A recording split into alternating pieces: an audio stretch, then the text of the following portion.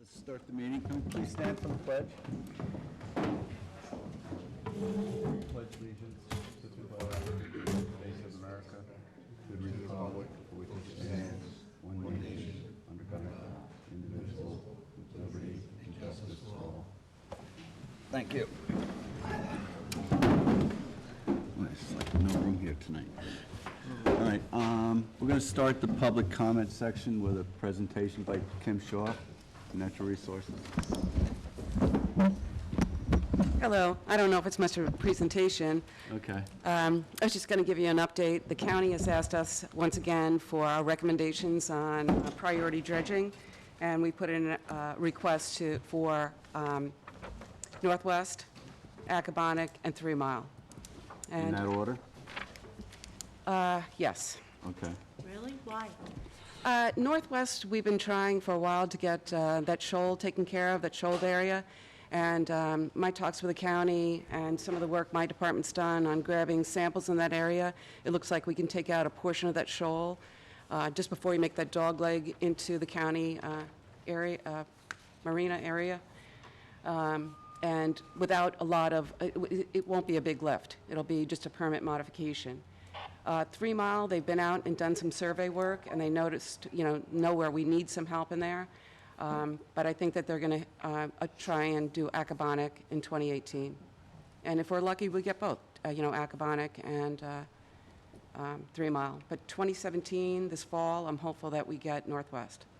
Nice. I would remain hopeful as well, and if it's not done, I'm going to be very, very disappointed, because most of our comment has been in regard to Accabonac, and second to that is 3 Mile Harbor. So, just so you know. Yeah. Well, Yeah. the crews came out to survey Accabonac, and I haven't seen the results from that, so it might rise up on the list. Okay, But okay.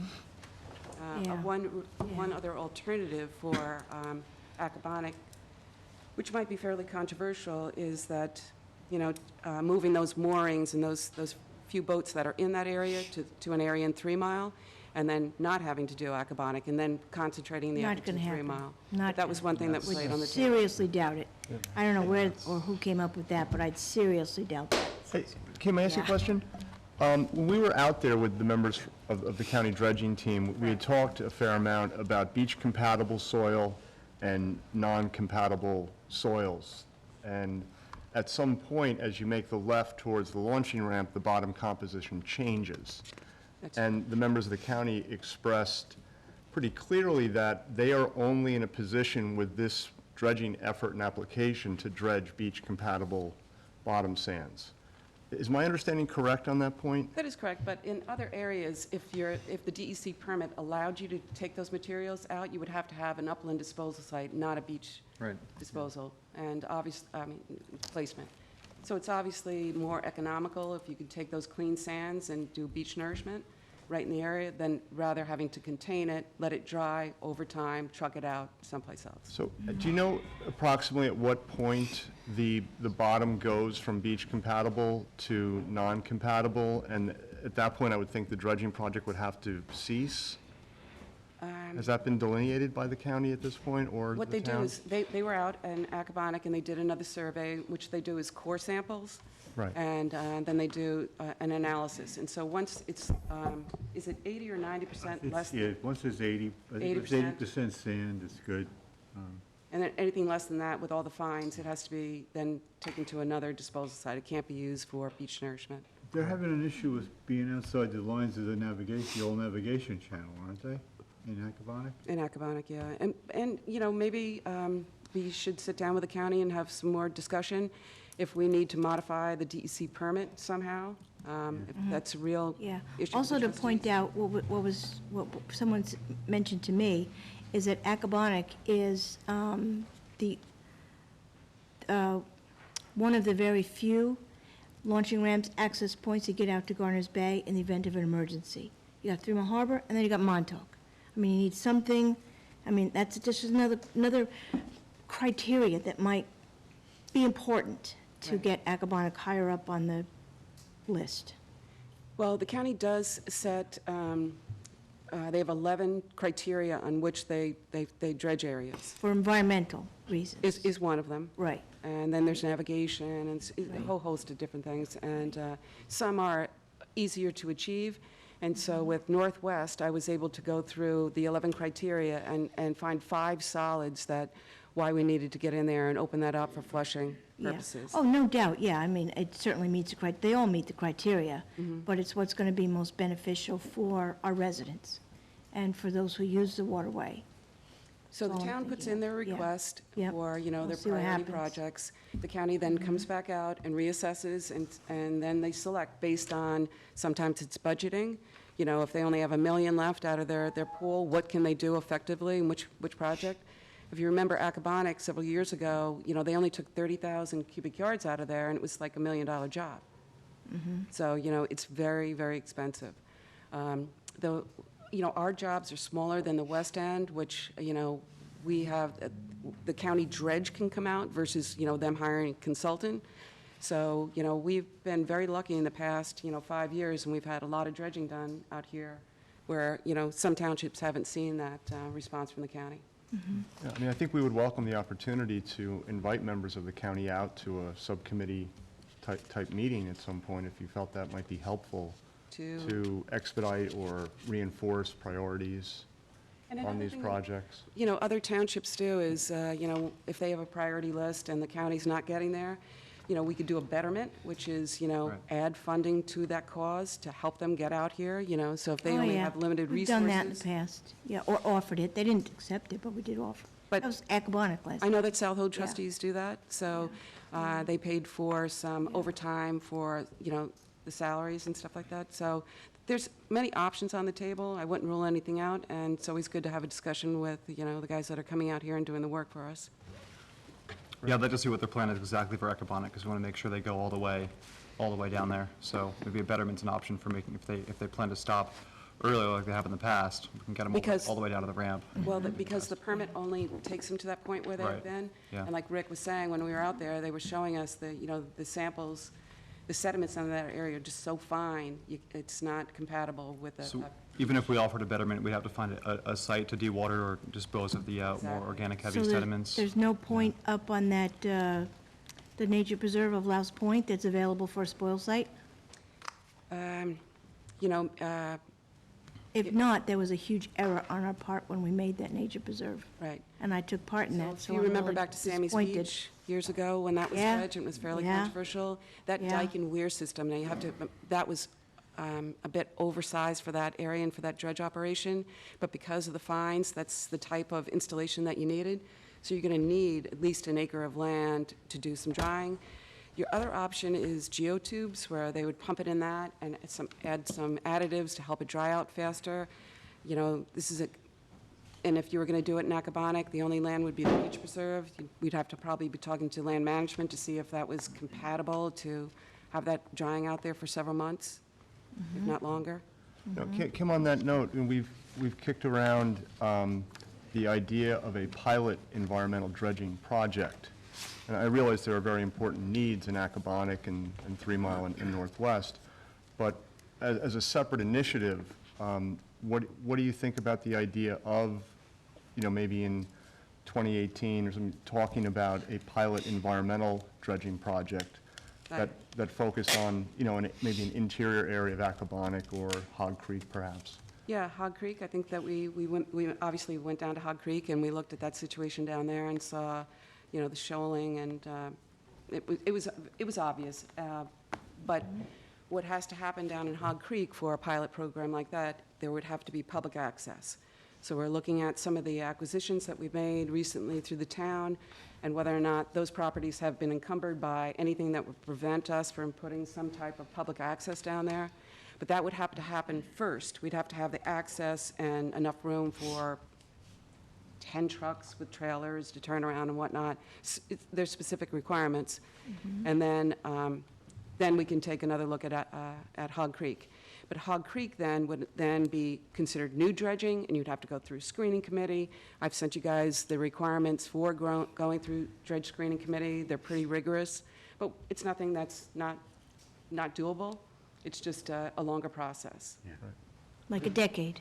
What happened, and that, going back to Acabonic, where would the dredge spoil material go then? Suppose you don't have what are your options? How would they dispose of? Excuse me, sir, in the management plan for that area there, two it options. specifically mentions it being a dredge spoil site. It specifically mentions it being used to. You're talking about Louse Point? Yeah, last point. And the DEC permit allows for two disposal sites. One Yeah. right there on the beach, and then around the bend in front of the homes, where you guys just But it recently. definitely, it is in the It's gotta be management dry. plan Is it? that Good. that it, Good, that it's to be feel used. better, good, thank you. And it's also in the management Well, plan let's that say, the I mean, what are dredge the options? spoil that's there can be moved to any other place Right. in town. Good. It's pretty inclusive. Good, I think appreciate that. Captain Norman Edwards was involved in it. Nice. You I know, think he passed away by the time we Suppose worked on you- that one. What are their options, in other words?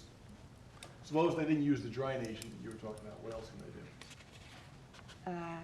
Well, no, that would only be if it was fines, if it's silts and things like that that are not beach compatible. You'd want to dry them out faster. But almost all our harbors that we dredge, is used for beach nourishment purposes.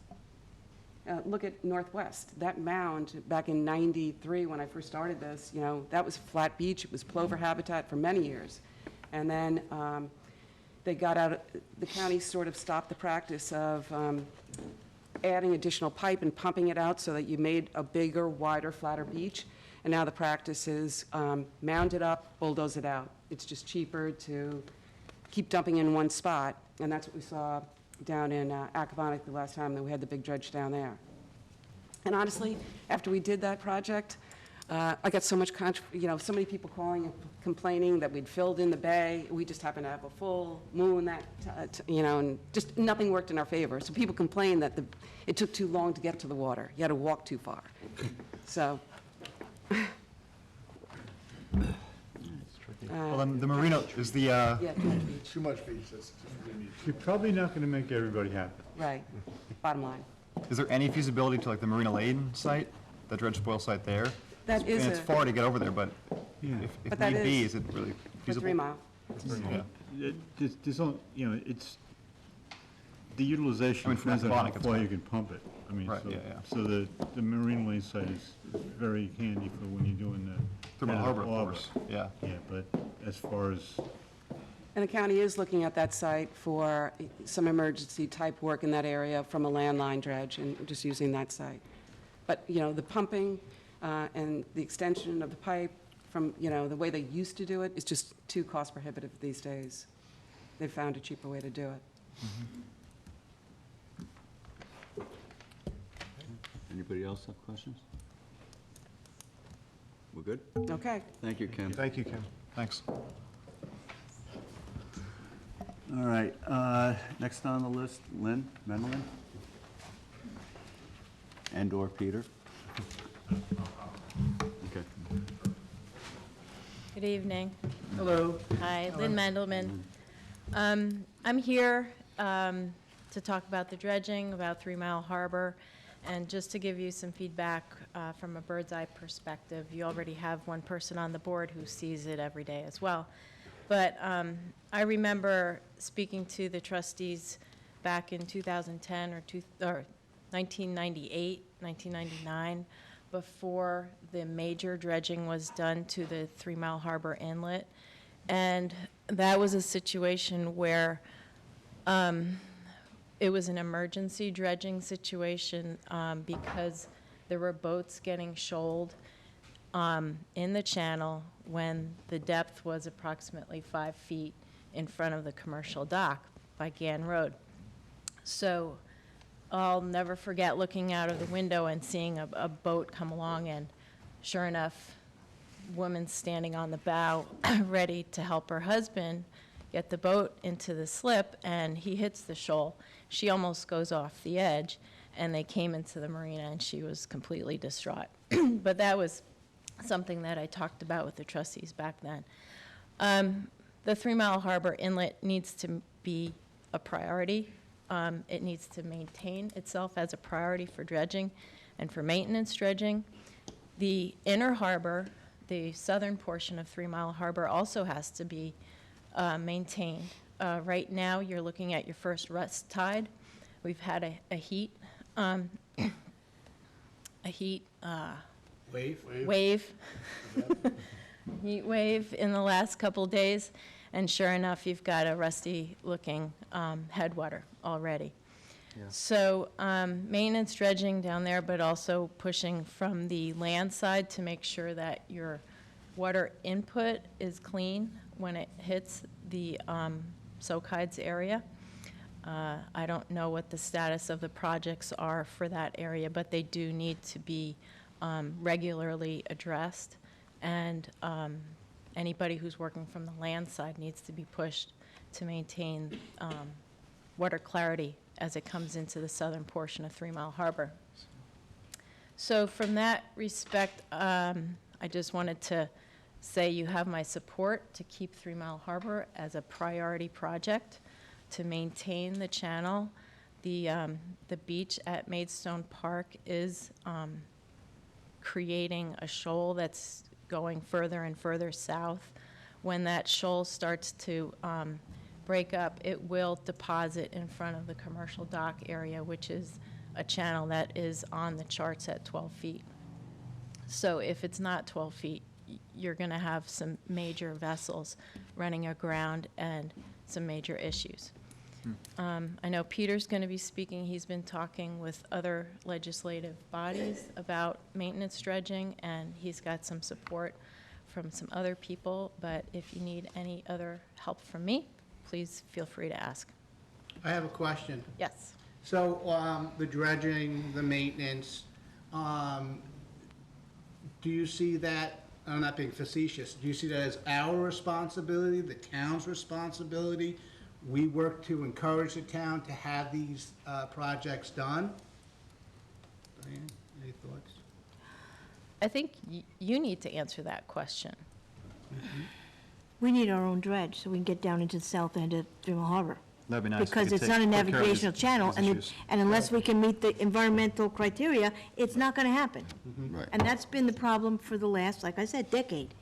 The criteria, the permitting process, it's a bureaucratic nightmare. We've known it for a long time.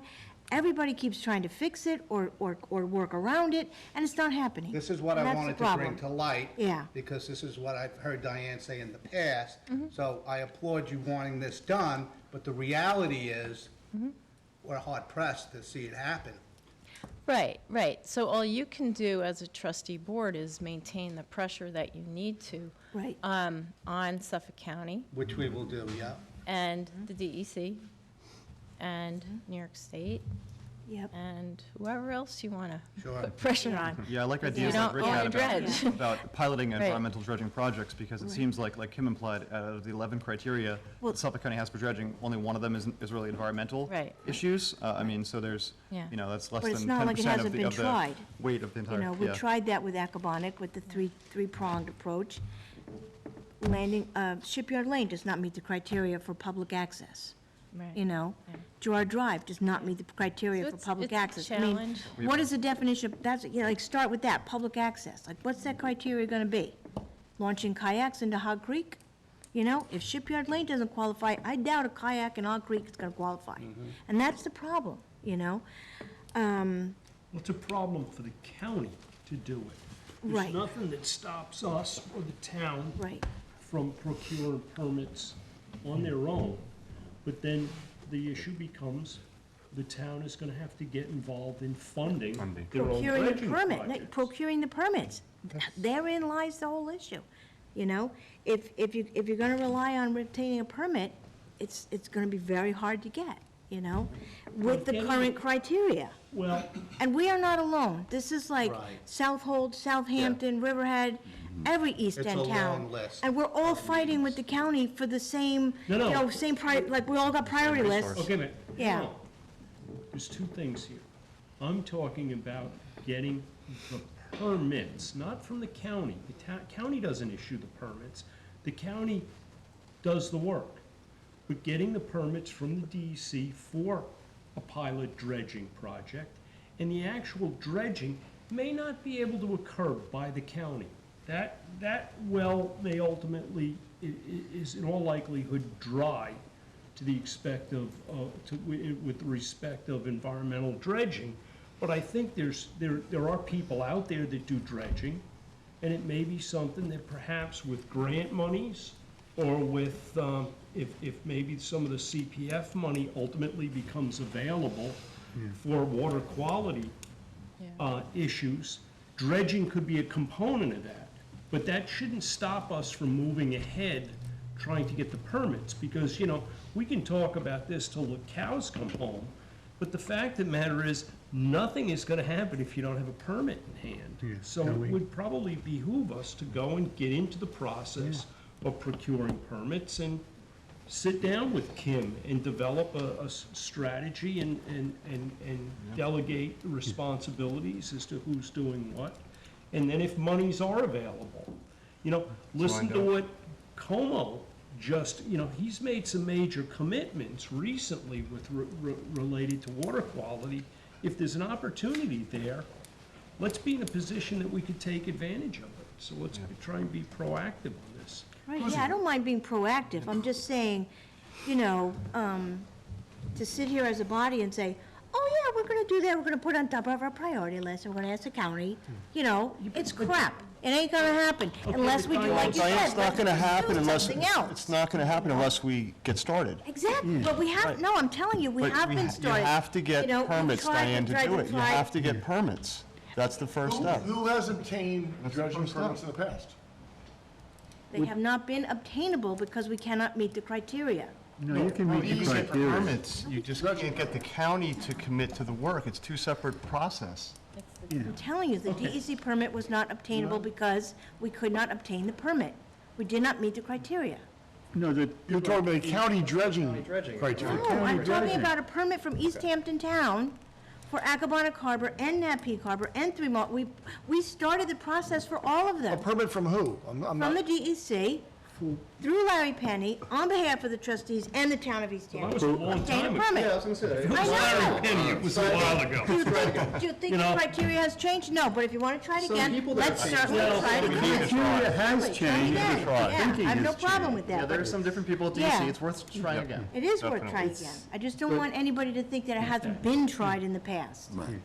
Right. I think that came through pretty clear. Good, It's frustrating, to say the least. to say the And least. and I think everybody can agree to that. But we'll keep the pressure on, and I want to just say one quick thing about the 20% monies earmarked for water quality. The past where it is septic, and it's next year that starts, and that's where they want to put the bulk, if not all of that money to. So we have to do something quicker than, say, 2 or 3 years from now on some of these water bodies. Yeah, but Brian, I think the reality on this stuff here is even if you put the applications in tomorrow, this isn't a 1 or 2 week or even a 1 or 2 month process. This could easily be something that spans A year or more. a couple 1 or of 2 years. Yeah. For permitting. But the project Rick is working on right now is to identify all the dredging needs and to get all the permits assembled and available. And we always know that Suffolk County is not going to ever meet all our dredging needs. It's just not gonna happen. We can push them as hard as we can to meet all our navigational dredging needs, which is what they're equipped to do. I would say that almost all of the environmental dredging that's gonna happen out here is gonna happen through our efforts and trying to find funding mechanisms for it. But that's the only way you're gonna improve the water quality. Yeah? Well, let's just point out, I have to be the devil's advocate, since there has been the availability to obtain a permit from the DEC for environmental dredging, which has been, what's that, a decade or so? It's more, I don't think they've issued one. One. There was the, For them, Riverside. but that's for the county to do it. You can just about Right. forget about the county doing environmental dredging, at least in the near term.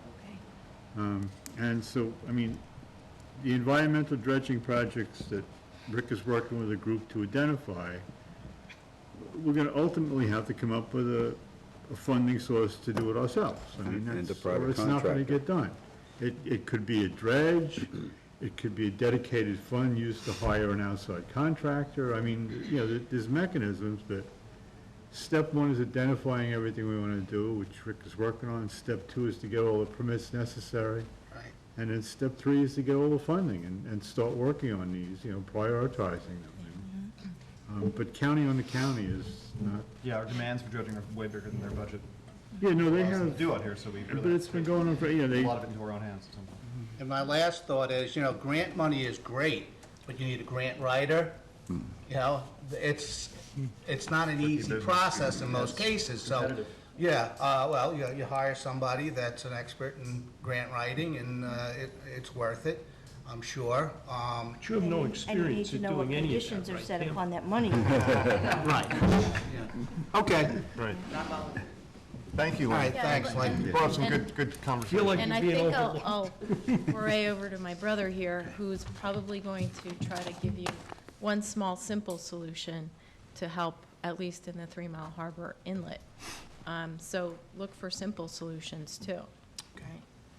Thank you. Thanks, Lynn. Thanks. Peter? Somebody wanted to ask a question, I don't know. Oh. Yeah, Bruce? I just wanted to try to clarify one thing that Diane and Bill have both been talking about, which is sort of the 3 steps: getting the permit, going ahead and, identifying the needs list, getting the permits, and then sourcing the funding. And you were sort of doing them sequentially, what you were suggesting. And, you know, given the time period, the realistic time period for the dredging permits, you're constantly going to be in a situation where you'll finally get a permit and have no money, and you'll have to start over again.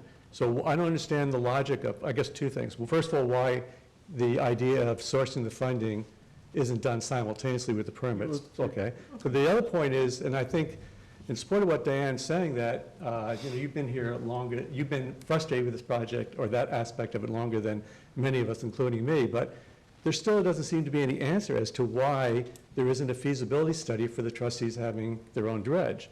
I mean, a real nuts and bolts feasibility study where you finally answer it, well, the reason we're not going to do it is because we can't afford it, period, or here's the way we go forward. It just seems like we're kicking this thing around too long. That's what we're working on now, Bruce. Yeah, but we did have a plan in place and a grant application that was ready to be signed and sent to New York State in order to purchase a dredge for use by East Hampton Town. But at the same time, we hit a financial crisis in East Hampton Town, and, you know, the town was not able to guarantee that they would have the funds available. It was a match grant, which meant you had to put the money out there before you got reimbursed. And then when that one fell through, it's just kind of like, you know, then the whole idea kind of lost public support.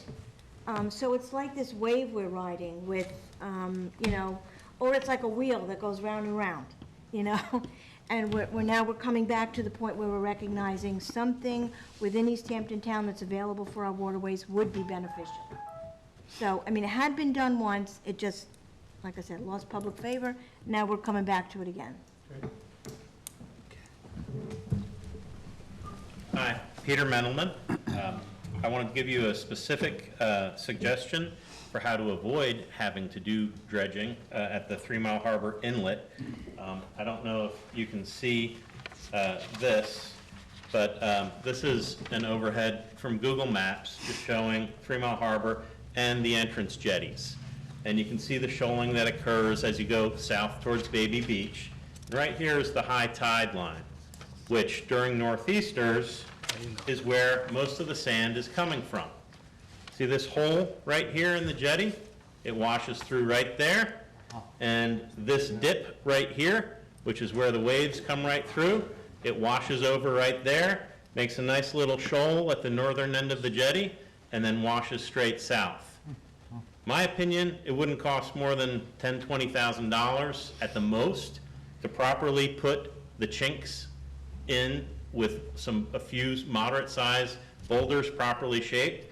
And I had raised this last April, to the county, sent an email and met with Bridget Fleming, Dwayne Gregory, who's the presiding officer, Al Krupski, who's the chairman of the Department of Public Works, Gil Anderson, sent them an email saying, really feel this is county responsibility, why don't you guys fix the jetty so you don't have to dredge? And they emailed back and said, we've checked our records, Suffolk County has not built these jetties, We are not in charge of them. There's nothing, we have no responsibility for them. As far as we can tell, they were built by the Army Corps, which I looked up, 1918. I don't think these jetties have been maintained in 50 years. I don't suggest this is a trustee responsibility. It's probably a town responsibility, but they ought to be fixed. And on the western side, it's a steel curtain jetty with a wood top. Lots of people walk out on that. There used to be 2 or 3 boards missing about 5 years ago. I sent an email to Parks and Recreation. They fixed the 2 or 3 boards. Hurricane Sandy happened. There's like half the boards there. And if somebody walks in there and falls, which has happened, they're going to get pulled out with the tide extremely quickly. It's the textbook definition of an attractive nuisance, and I think the town needs to fix that as well. So I'm going to email what I sent to the county, to the town. I'll copy the trustees. I'll send it to Kim and Peter Van Scoyoc and whoever else is appropriate in Parks or Highway. But that's a simple solution. It's concrete, it's easy to do, and it will save, you could postpone dredging for 10 years in the inlet if you have proper jetties. So that's number one, and I left some copies of this with Brian, and you can, or I can give this to you and you can hand it to the clerk. Second thing I wanted to say is, look, we're business owners. We're in support of what you're doing, trying to get dredging done, both from a navigation perspective and an environmental perspective. We know you don't have all the answers, but we also wanted to let you know you're not alone. I'm on the board of the Association of Marine Industries that represents 130 marine businesses in Suffolk County. I'm also on the board of the New York State Empire Marine Trades Association, which is about 600 marine businesses. We have met with the 3 deputy commissioners of the DEC and the commissioner of the DEC in person and have said dredging is our #1 priority. We've met with everybody at the county in both charting the course meetings and individual one-on-one meetings and said dredging is a real priority. We need to get it done. We've met with Carrie Meeks Gallagher, who's the Region 1 commissioner, several months ago, and said dredging is #1 out of our 2 priorities, and it's not just for navigation, it's for environmental reasons. Everybody is supportive. People's attitudes are changing. 10 years ago, the DEC wouldn't consider raising bulkheads 12 inches or 18 inches. Now there's a general recognition that, where there's an existing bulkhead, if it's in a harbor, not on beachfront, but in a harbor, yeah, it might make sense to raise it so that you don't have issues when high tides and ocean rises occur. So you're not alone. We've been applying pressure. We met with Congressman Lee Zeldin's office and said we need help from the Army Corps. And it seems to be bearing fruit. And the feedback we've gotten is, #1, yes, it's a long, complicated process, lots of involved agencies. You need to apply continual pressure. #2, the biggest issue is disposal of dredged material that's not beach quality. And you need to make sure the town and the trustees keep dredged material disposal areas available. Marina Lane, a nature preserve, but also a dredged material disposal area that's already built and diked by the county. Whatever may need to be done at Louse Point, we need to keep those. And we need to make sure that people understand it's not bad, it's good, because you're going to make water quality better by maybe extending dredging up in 3 Mile Harbor into the southern end. Maybe we can even get an alewife run going again. Maybe not, but maybe we could up into Tambar Creek. Anyway, to that point, the other thing that we got feedback from the county and the commissioners of the DEC is the best way to apply public pressure is to build a large group of concerned voters. So our trade association has developed, copying Friends of Georgia Pond, shamelessly, we have built a website called Friends of Long Island Waterways. If you Google it, Friends of Long Island Waterways, if you Google it, very simply, you can sign in 15, well, not 15 seconds, in a minute, 60 seconds, you can sign as a voter and express your support for the county and the town and other officials to do dredging. If you're part of a homeowners association, think about the value of how your home might increase if you have better navigation, and better water quality. Any citizen that uses the beaches and harbors in East Hampton, wants to go swimming, shellfish, and clamming, should be supporting more dredging. So Friends of Long Island Waterways, we're hoping to build it into something that has some political power, basically to keep the pressure on, because if the county has the choice to, they've got 300,000 people using a highway, they're going to fix the potholes in the highway, but if they also have 300,000 people expressing support for dredging, you know, it's just the opposite of a pothole and a channel. So that's it. If you have any questions, we'd be happy to help, but you're not. Excuse me, Peter, can you keep us posted on your Absolutely. success with this? Yep. Because it looks like a fairly easy fix. Right. When you look at big projects. This should be a quickie, and I'd like to hear some good news about that sooner than later. Thank you. Okay, thank you. Thank you, Peter.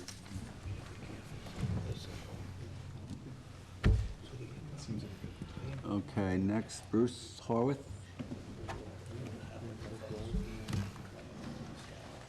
Thank you. Bruce Horwath here to talk about two different Phragmites projects. The first, here just to find out the status on the Lily Pond Phragmites Control Project. I believe, according to Trevor Darrell, Rick, he said he spoke with you, and my understanding is that the idea would be that the trustees are ready to pass a resolution about this, and it would be conditioned or conditional on Trevor then putting together language and submitting something to the town, to the county, is that correct?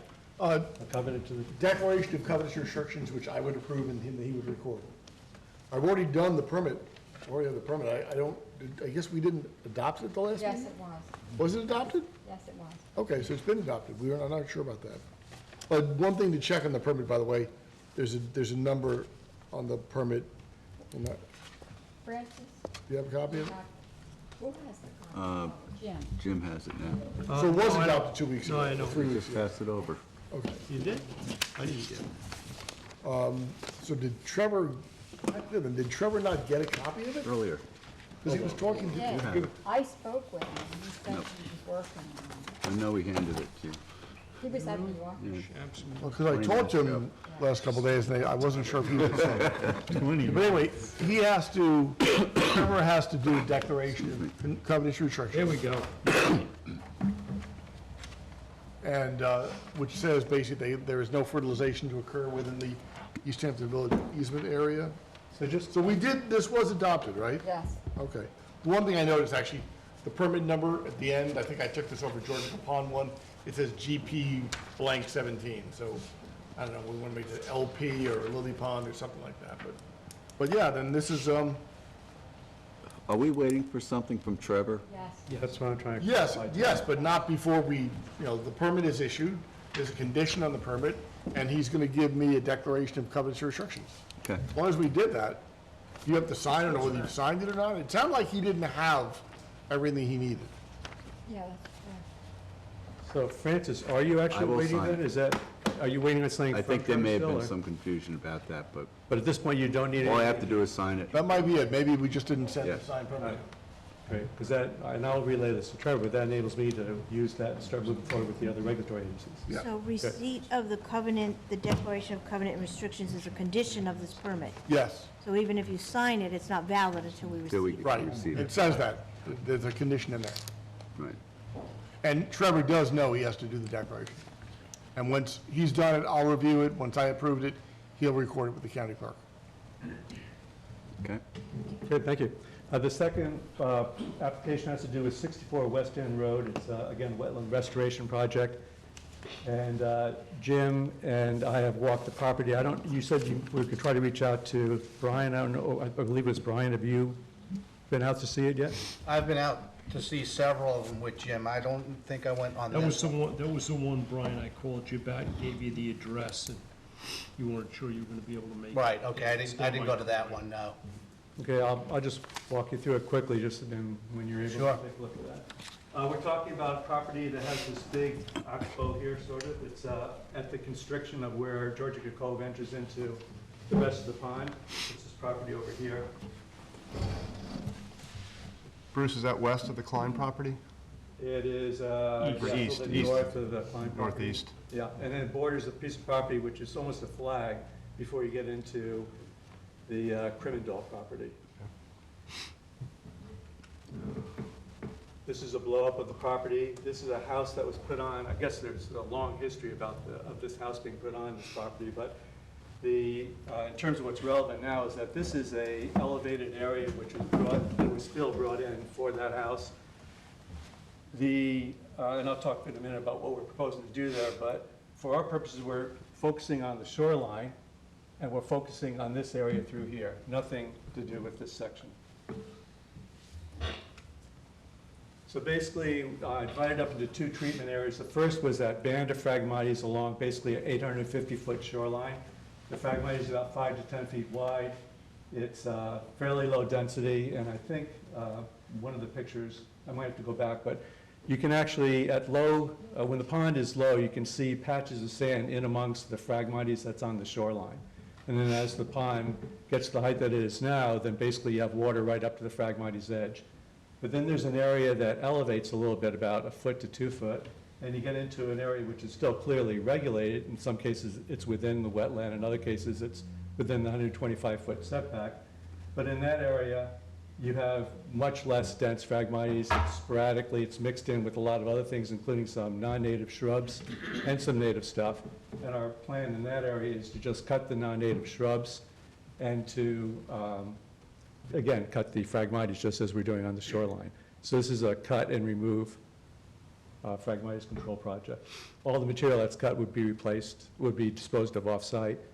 And to the extent that there are native shrubs, non-native shrubs that are cut, would be replacing them with native shrubs like bayberry and viburnums. Bruce, let me ask you here. It looks Yeah. like you're cutting first time to 6 inches, and then the next cuts will be to no less than 18 inches. Right.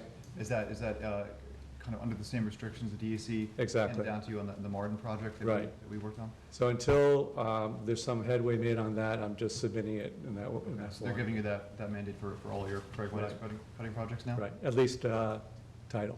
Okay, I thought that was sort of for that Martin case in particular, but anything tidal wetlands, they're now saying 18? Right. And you're gonna just go along with that and see how it goes, and I then think, hopefully yeah, I'm determine not- that it's not. My strategy now is to do this for the 2 years, because there's monitoring each year, and then to evaluate it. If it's not working as well as I think it may not work, then to go back to them and ask for changes at that point. I think my hands are tied till then. And just for the record, did they give you any justification for this condition? Yeah, well, the justification for the 18-inch part of it has to do with the fact that they're trying to protect wildlife habitat. So they want the native vegetation underneath to grow, which makes sense. And so they're allowing the cutting to 18 inches so you don't damage the native vegetation. But the other half of it is that they're assuming that that's going to really dramatically negatively impact the Phragmites. Based on the idea, I guess, that most of the leaves on the Phragmites start above that height. Okay. But I think that there's, given the slag, the lead time in terms of how quickly it's cut, I think there's going to be a fair amount of production of new food, which is going to go down to the rhizome. So I'd rather it was cut lower and just be more selective about the cutting. And have you seen a lot of the Phragmite stands supporting wildlife? Well, Habitat? yeah, in for- some cases, they may not be wildlife we want, like the Maybe. nude swans, Yeah. or like the deer, yeah. Modern science is still answering it.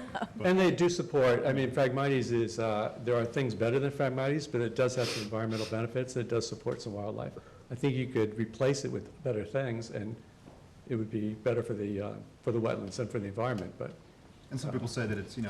it's there because of the nutrients in a sense, so it's kind of a reaction naturally to the situation that we've created. I think the spread of it certainly is, yeah, the colonization into new areas that were formerly water in some cases. Bruce, is the DEC's issue with Phragmites that they're still kind of new to how to deal with it? I mean, No. this has it been does- around long enough. I mean, shouldn't they by now know, shouldn't there be an established protocol for how you remove the stuff?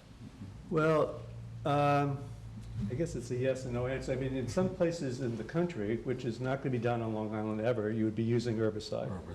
Right. So that's not going to be an option ever on Long Island because of the sole source aquifer. When I say ever, it has been done in some cases, but it's unlikely that that's going to be the main go-to treatment. So that's off the table. But that's done That's done Elsewhere quite a bit. routinely in a lot of other areas. And that's glyphosate?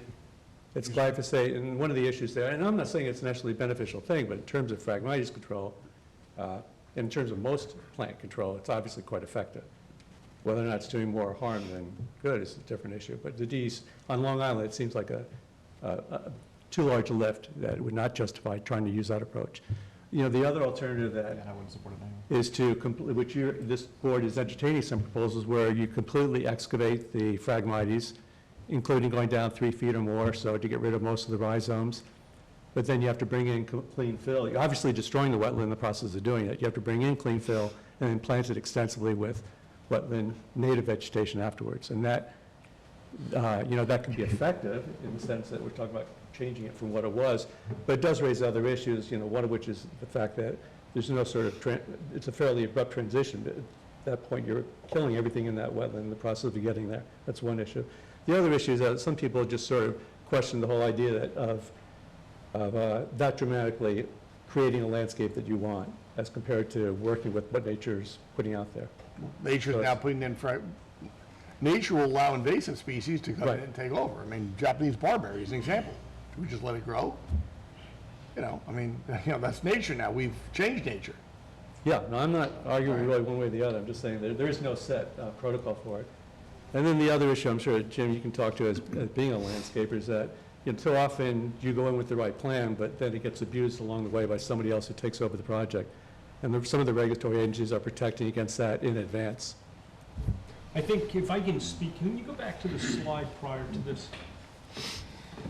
I did visit this site, and the nice thing about this aerial, it's very clear by the color definition. What's Phragmites and what's native, you know, what's the shrub vegetation.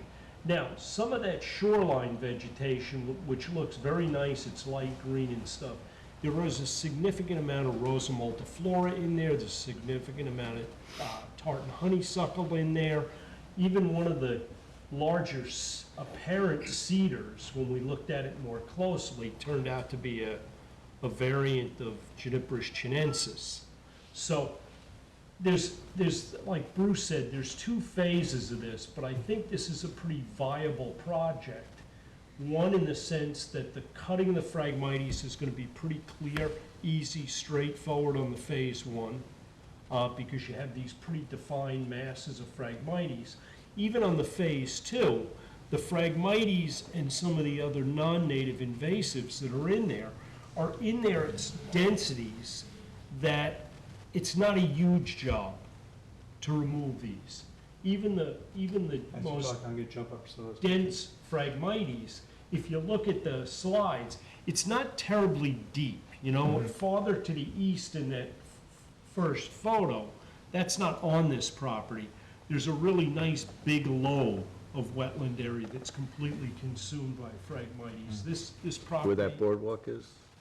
This was a little bit to the east. Yeah, that boardwalk and that wetland is off the property. That's all Phragmites under there? Yeah, that's similar to the property to the west, the Klein property, but it's, in this case, it's off the property, off the Maclo property.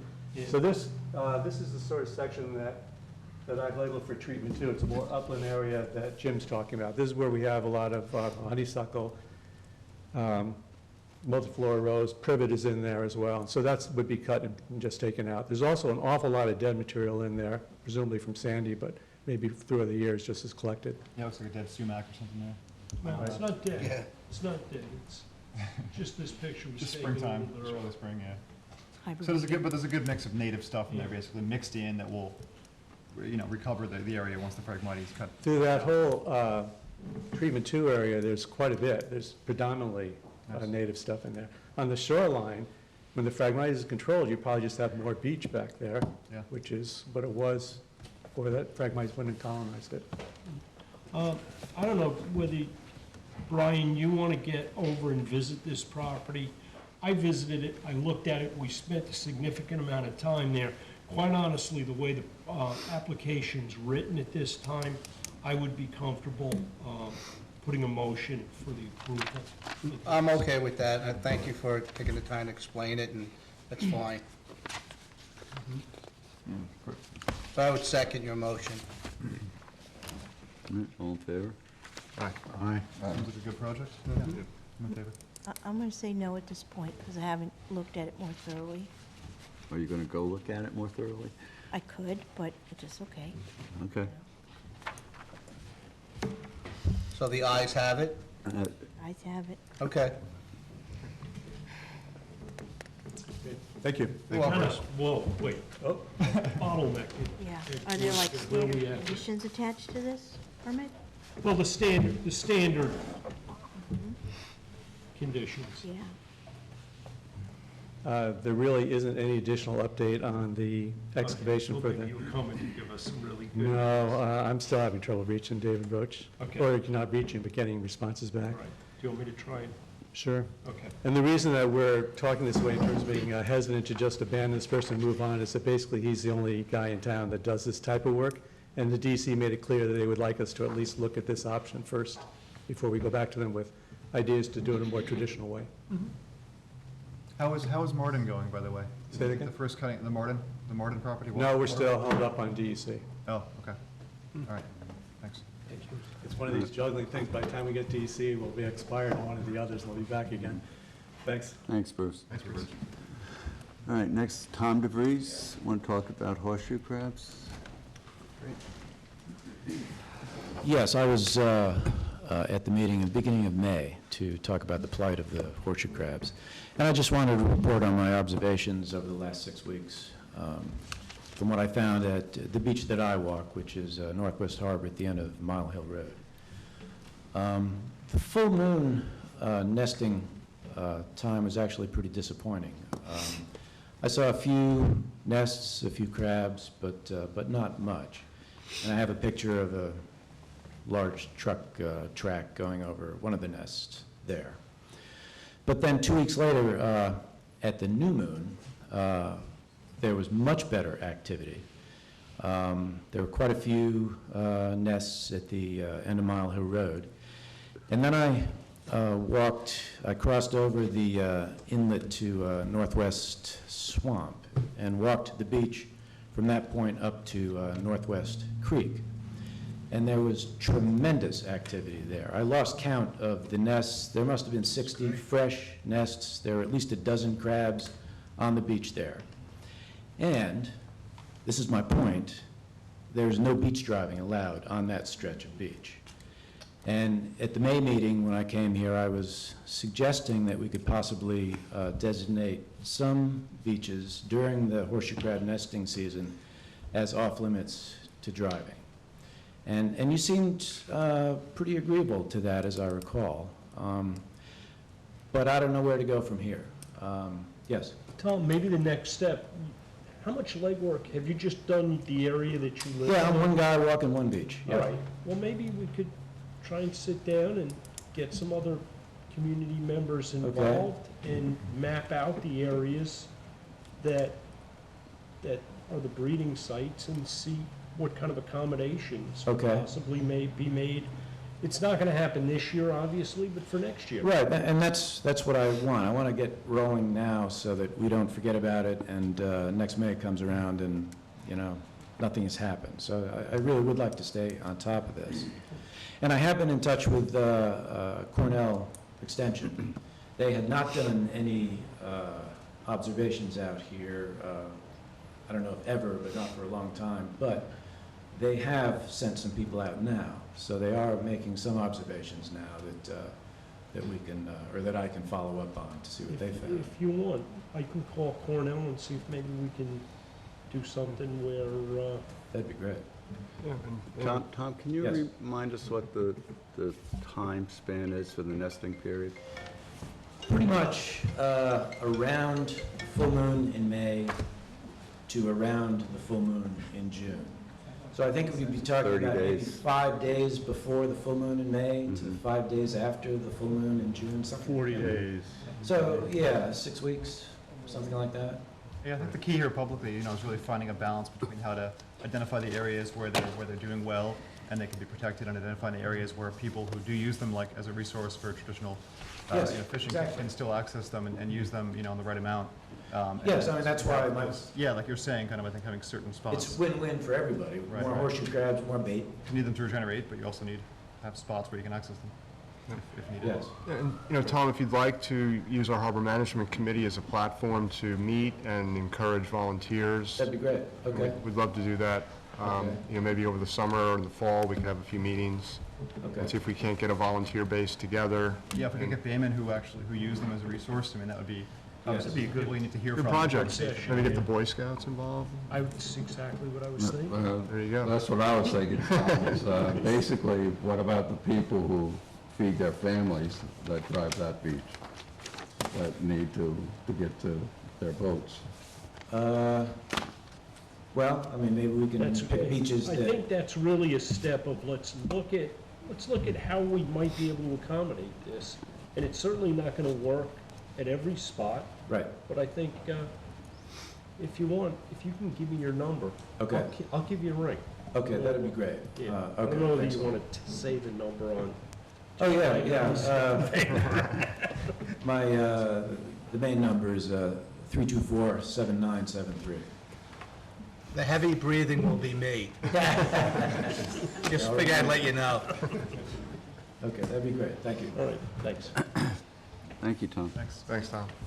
Thanks, Tom. All right, next, Taylor Stern.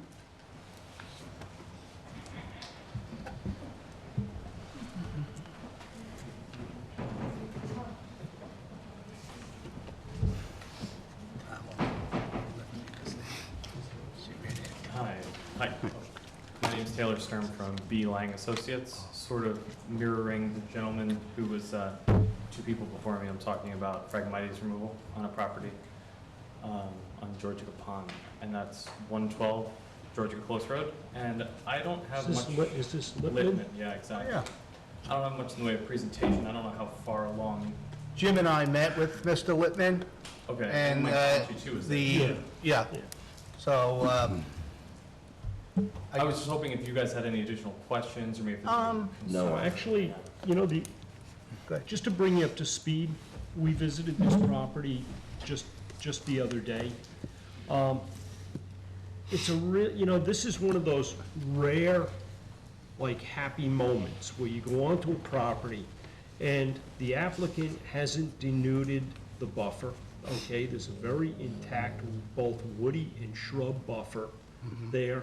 But what there also is a very neat, tidy band of Phragmites along the property. And what's the shoreline there total? It's like 300 feet? Something like that. The Phragmites in total is 15,440 Yeah. square feet or something like that. In any case, this was a property It's that, about 300, yeah. that the buffer area is very much intact.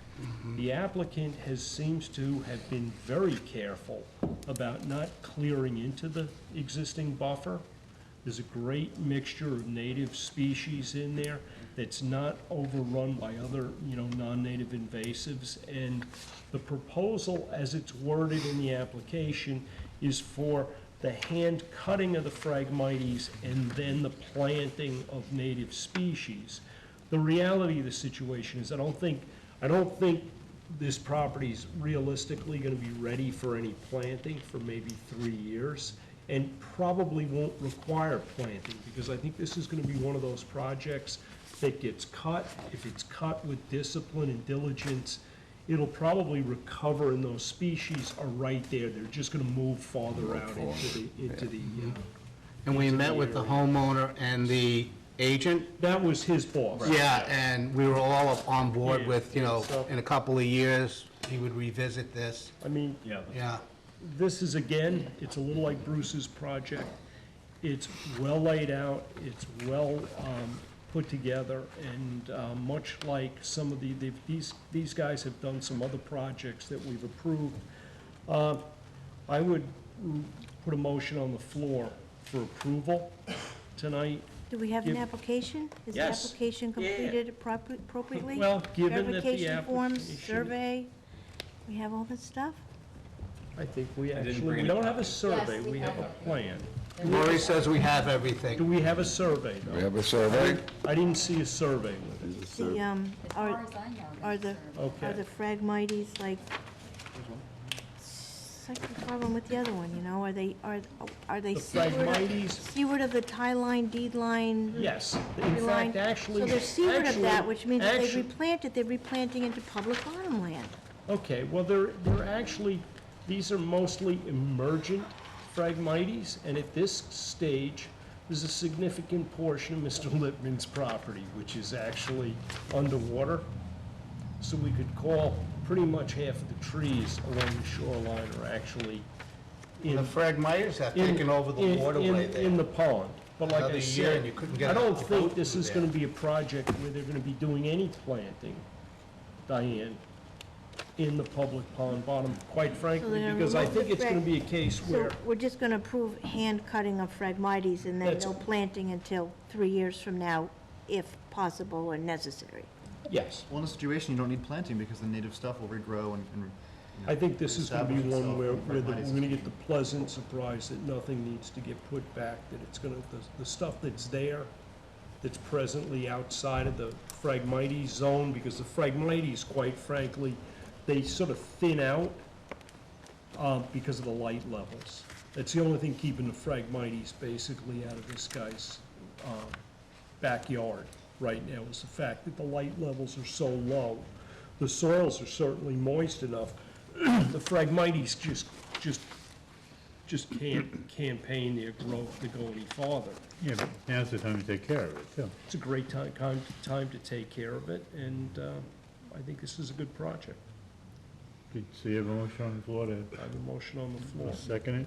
And then I understand your concerns, you know. And we have a survey, right? That's I mean, We have a that's why, survey, but From what I've guys, heard on this, it keep seems in like mind, the loss of. the survey that's being supplied here It's not gonna get today, planted and we're. when they've done their job, the survey that gets done after that, unless they build a garden shed on the property, or unless they do something else there, Tower. is not going to change a bit. well, if it keeps encroaching, if, you know, after you cut What keeps encroaching? into the pond, you know, Native what- vegetation. Right. The Phragmites has already encroached almost to the point where No. it crosses the entire But, cove. Jim, can we see the survey over here? Just, Sure. Diane wants to see it so she can understand. I think when you see this, you'll, I don't know, you'll be less concerned. And those are the site plans that we created, but I'm wondering, this question on the survey, See. did you? I don't think we have a When I copy. put it together, I'm No, it's not a pretty survey, confident. it's a No, I plan. didn't see the survey. It's not a survey. If States you'd right like, there, a not copy of it right here, I can a show you guys it. Okay, that would be good. I'm more than happy to send you guys copies of these. I'm Yeah, they should be pretty included with the sure, permit. I think I sent them, It's back in the office? Okay, I didn't, Lori, I didn't have it in my package with the, We do have a copy of it. okay. Can we keep that? Yeah. Maybe that's a copy? Haven't been on the site with Jim, Portion of met the homeowner, the agent, Yeah. and completely understand what's going on. Okay. It's a very, strong candidate, and I would, although it's been second, whenever my colleagues are ready, it's something that we could go forward with. Yeah.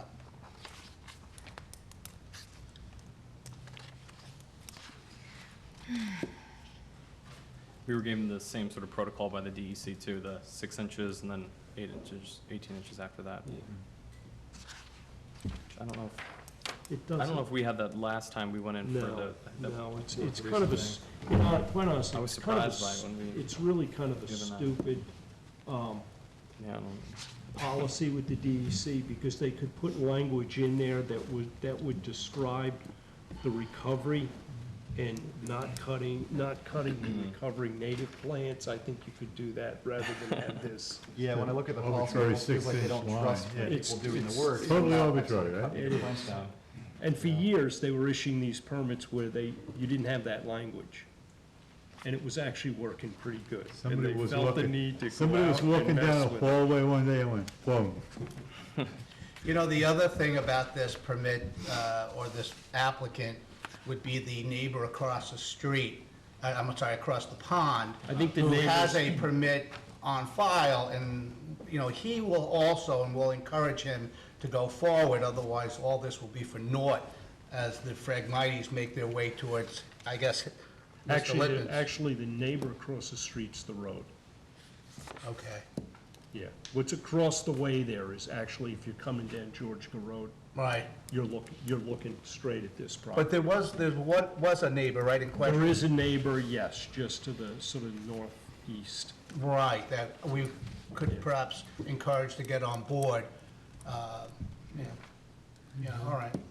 We were kind of chewed out a little bit by the DEC because one of the reasons why we were talking about planting is they didn't want to see any, I'm sure you guys know this, removal of Phragmites with, to leave it as open water, quote unquote. I don't know if you guys have run into that issue. Yeah, we have. Oh, yeah.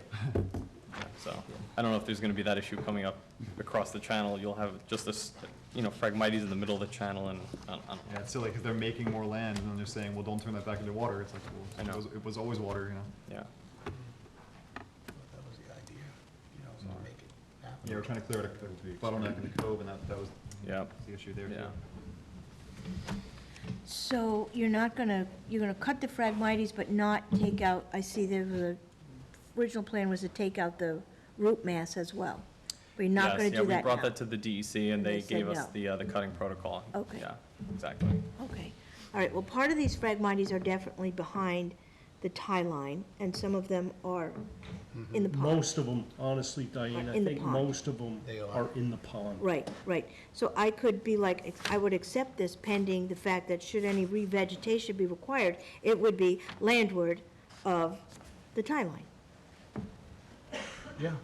as per this October 18th, I think that 2016 coupled with survey. what's gonna come back on its own, The thing is, if at some later point, this project is so successful that the Phragmites have completely been eliminated, it may very well be reasonable for this applicant to come in and keep in mind, we have issued permits for this, and so has the DEC, to revegetate with some emergent vegetation. Okay, these are plants that are growing on the bottom, that they come up out of the water like, 3 square and things like that.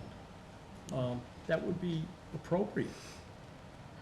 But that's down the road. That's down the road, it's not today. Well, then the portion regarding revegetation should be removed from the project description. I wouldn't remove it. I would remove it, because you're leaving the door open if it's not necessary. But there's no. New There's application no in 3 years. nefarious, there's nothing nefarious about what they're doing here. No, I'm just concerned about the public's bottom land in there.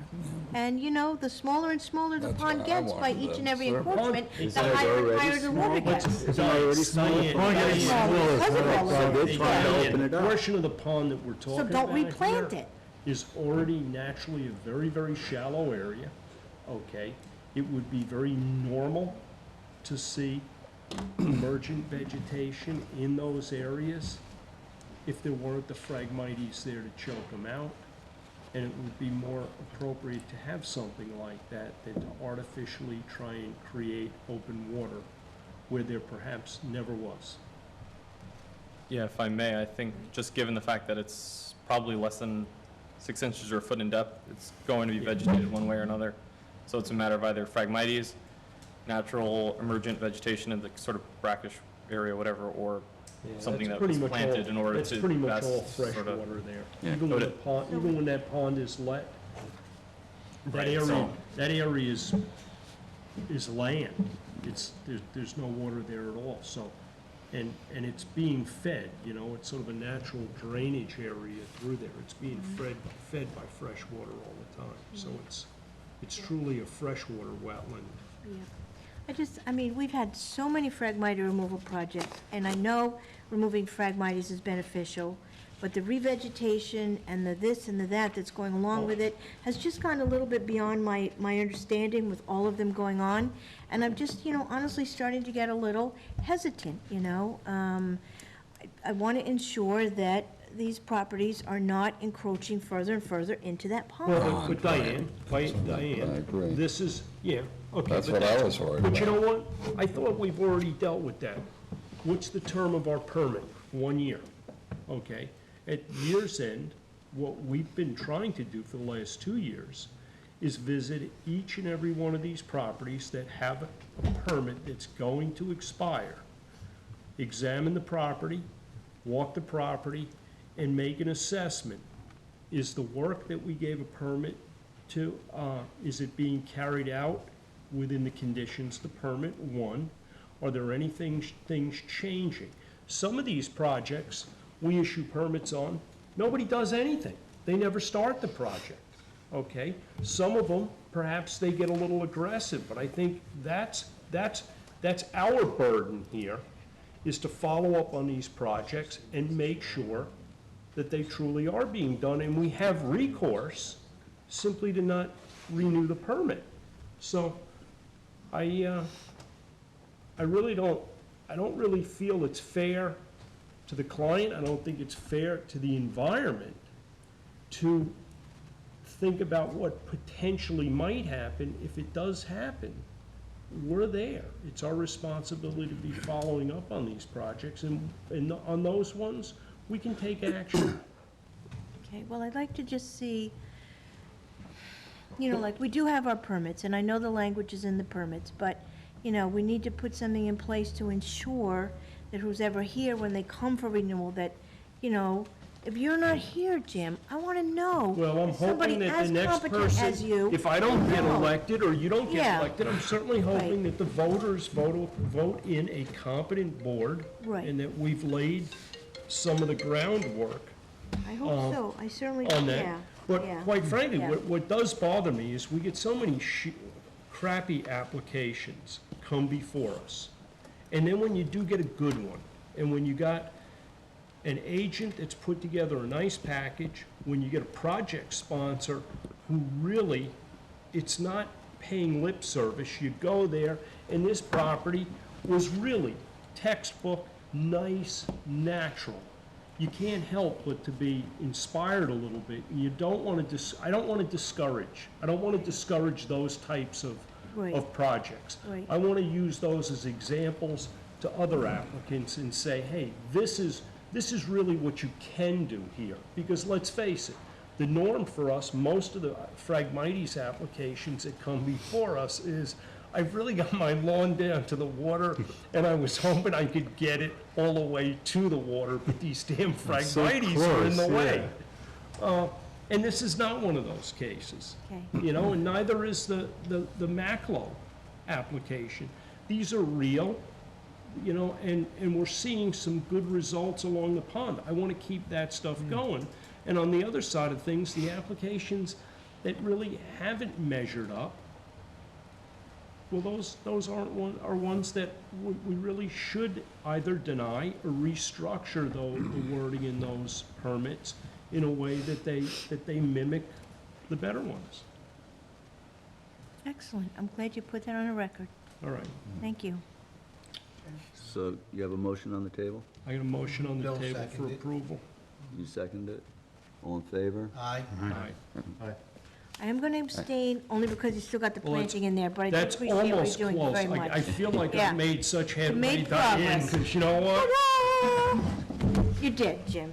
We may Thank you have very one much. more. And, you know, We can so push you now, over and you'll be in let's just favor. review all our permits and see Thank who's you. coming up for renewal, so we can see We've where they're already doing. done that. Okay. We've already done Thank that, you, sir. and Yeah, we have a nice, Arlene's done a really good job of tracking where the applications are, who's coming up for renewal. okay. And we've been in the process of going to those properties prior to the renewals. And, Yeah. Because I mean, I'll admit, it's always been the hardest part of our permits is the follow-up. Always has been. So I appreciate that, Jim. Thank you. Yeah. Okay. Next on the list, Sarah Davison, Georgia Capon. Thank you, members of the board. Fascinating discussions tonight, dredging and Phragmites. I was before you about a month ago, and I asked that you consider an emergency opening of Georgia Pond. And we had some very fruitful discussion at that point, and I know we've done a lot of work in the interim to advance the 10-year maintenance dredging permit with the DEC. But as you know, the conditions at the pond have changed since we last met.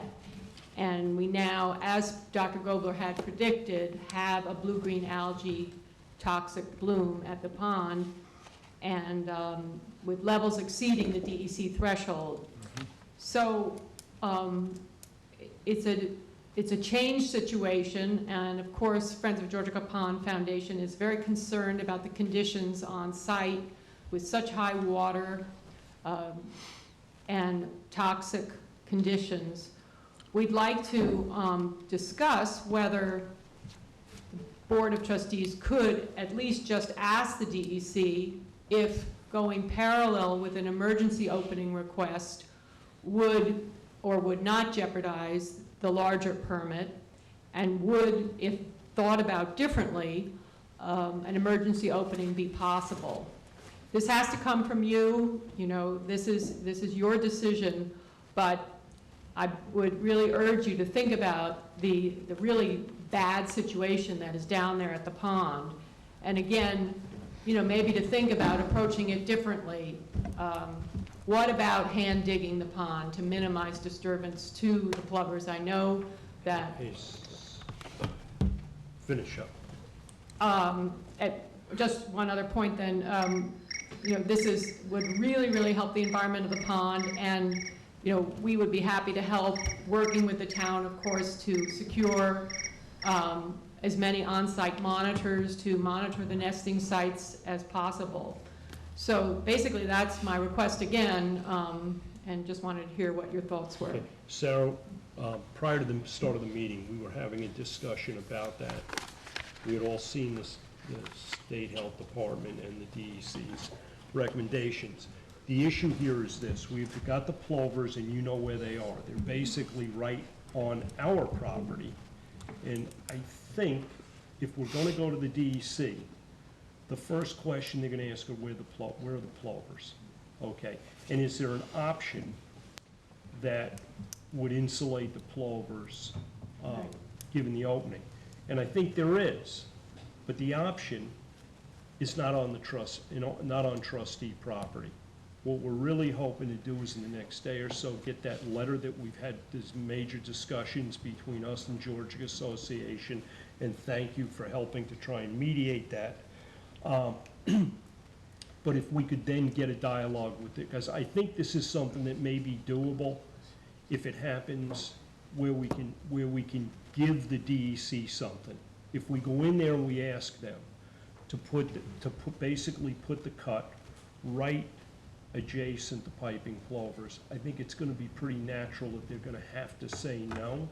But if we can go in there a little like at Mecox, where you can demonstrate that this can be done and the plovers can be safe, they may go for it. But the problem is going to be we're basically going to be asking the Georgia Association to apply for that permit. And I think perhaps that's something that's workable. The Georgia Association would have to apply for the emergency letting? We'd have to talk with the You'd have to DEC. just get their It's going to be, well, permission. permission, it's going to be on their property. Right. That's going to become, and be given the amount of dialogue and the paperwork that's gone on Right. between us, we're going to have to undo some things to do Right, that. right. Yeah. But that would be the only option. But it would be nice, it would be really nice if we could get this done, because now we truly have an emergency for the DEC to react to. And it could be something that's open, left open for a few days, and maybe, you know. Well, you want to minimize disturbance to the birds, so, you know, simplifying it, making it low-tech, and putting it as far as you can, and if you can get property owners to agree to that. Making it low-tech, we'd have to have the agreement of the property owners, because this is a balance. Right. We're going to balance We the recognize plovers, and we're going to balance any potential damage to private property here. Yeah, Right, we're but you gotta willing to- recognize, there's no control in that thing. Once you let it, Can turn. you know, Right. there's a chance you're gonna lose plovers or you're gonna lose the beach house. You have to recognize that. That's why we would Yeah. have to plan on closing it It's- also. What's the cost of that? Over $1,000. I mean, A what? How much did you say? $1,000? To close it? No, you didn't say 1,000. Oh, okay. It's gonna be in the thousands, but it's not gonna be. 80,000? Oh, in the thousands, okay. But again, you know, And we're gonna pay for that. we'll have to explore a lot of things. Right now, you have a health emergency. You have, And we've got correspondence going back and forth that the rest of the board is not aware of regarding this Board will issue. be made aware of everything when Okay. we've completed our talks. Okay, as long as a decision hasn't been made, No you decisions. know, okay. I'm just wondering, though, I mean, this Super Law Group LLC that we got from the Friends of Georgica Pond, you know, they haven't even recognized in here the pond's function as a natural nursery for marine species. You know, so I'm suspect to why and where they're coming from. They don't even know what the Board of Trustees is or does, and they can't even spell our name correctly. And I'm a little disappointed in that. I don't know how much money was spent on this, but they can't even spell our name correctly. How do they spell your name? What's that? Yeah, I'm curious. Commonality? Commonality, yeah. Oh, Well, courts have done the same thing. I will Yeah, take your. so I all will these take people your should know better. I will take your complaint on the misspelling back to Yeah. them. I'm sure it was very inadvertent, Diane, but they, the whole point of that memo, the research we commissioned them to do was to understand the environmental laws that protect the ecology of the pond, Right. how they would mesh or Right. And interact justify with the why this Endangered board should Species recognize Act. the DEC and get an emergency permit. Say that again, I'm Trying to sorry. justify why this board should recognize the DEC and get an This emergency board does permit. recognize the DEC. I know this board does, but this one member of the board doesn't. That's fine, it- so- But I don't think that was, Speak for I don't think that was the yourself, then. I'm purpose of speaking the, for myself, yeah. I don't think that was the purpose of the memo, though. I think the purpose of the memo was to show that there are ways in which a DEC permit, if we're applying for a DEC permit, in which it can be obtained, you know, even out of season. Right. But even looking at what they supplied it from the town of Southampton for the emergency permit they did get, again, they spent commonality wrong, and the map that was attached to the permit is not even for the location of the So best you're gonna permit. throw it all out because You of a know- typo? what is your No, not recommendation, just a Diane? typo. Let's leave the Excuse me, pond. Diane, What is your My recommendation? recommendation is that we let Mother Nature take its course right now. But do you understand Yeah. that there is a An environmental environmental hazard. emergency? Council, That has been there in the past, probably even before we did So water what quality about testing to what about all the recognize it. homeowners that are nearby there that have families, that have children, that No, have it's pets? very So just hard. let that go. It's very hard, So it's that a you can have balance. your position of But not you're not- recognizing you don't anyone want a else, and you balance. have your autonomy, and you ignore the needs of the community. It's not my That's autonomy. maddening, Diane. It's That not, is irresponsible. no, it's not. That is Rick. completely It is not irresponsible. irresponsible. It is It irresponsible. is not, okay? Then I am please make a trying- recommendation I am that trying to helps the recommend- community. Make a recommendation that helps the community. Sarah, hopefully. Thank you. Yeah. I recommend that we leave the pond alone right now, and What, it's so high. Teach Reed Super a lesson because he can't smell No, commonality? no. That's You what know, it sounded like. it's just the point that, And you we know, need to work with our community groups. We need to work with the DEC. we need to work remember that together. we're here to represent the public That and the is right, public the lands that health we and manage on safety. behalf of them So for who is the public? perpetuity. Who is the public? Nobody Diane? has use of that Everybody pond else right out now, there. Diane. Everyone else But it except does. who? But if we recognize the Excuse me, who is DEC everyone and else? open it, there's Bayman, okay? Yeah, there is limited public access, right? Let's put that out there, too. The We pond already is know that. closed. The Bayman okay? can't use it. The Bayman The can't pond use is it now. polluted. The Bayman can't use it, Diane. We want I to went help the down, Bayman. I went down there Saturday. We want to help the Bayman, Diane, to have a healthy pond. you do. I know I'm a you do. Bayman. I But work in on the bay. process- I work on the in waters. process, we So are please going don't to insult lose- me. All right, I'm not even gonna bother to talk anymore, okay? That would be great. Oh, thank you very much, Rick. Thank you very much. Thank you, All right. Diane. Okay. Now we can make some I've only sat progress. here for 20 years for nothing. Well, that's the way it Okay, we all seems. got on this board for the same That's the reason, way to it help people, seems. okay? And to help the God. waters, to help the people that use them, to help water quality. And we have a water quality issue here, and Mm-hmm. I want to do everything we can to push to open this Yeah, as and I quickly as think we have, possible. we have the emergency For the best now. We have dealt with notifying the public in the past with our signage and our radio ads and things in the paper, you know, this is a serious threat. I recognize that as a serious know you do. health threat, you know? But it's not just the pond, this is fresh water. This could be happening in a mud puddle in somebody's driveway as well. And it does. You know, and it does. That mud puddle, Yeah. that mud puddle is One our pond that we can responsibility. help And I think if there's something that we can be doing Diane, it's basically, that's why we were elected, is to try and do something, okay? take care of these You got a lot of problems. users on that pond, you got the homeowners on that pond, and now we truly have an emergency. Let's try and use that as a tool to do what we've There've been been trying to previous do. years where there were algae up blooms, to and this and they point. sat there, and it caused huge problems, and this is not gonna be one of those years. This is gonna be a year when we step up and we do Then something if we immediately decide, to get rid of this as a thing part before of it the becomes. trustees' management of that pond, it is time to open the pond. Let's go open it, and let's not worry about whether there's a permit. Diane, come on. You sat here for how many years and didn't open it?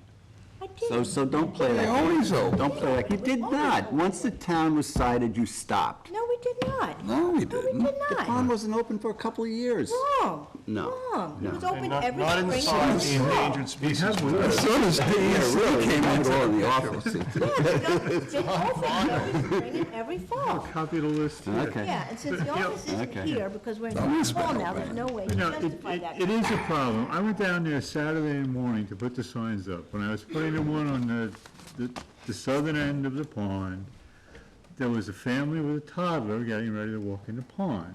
And they were coming off the public beach, and,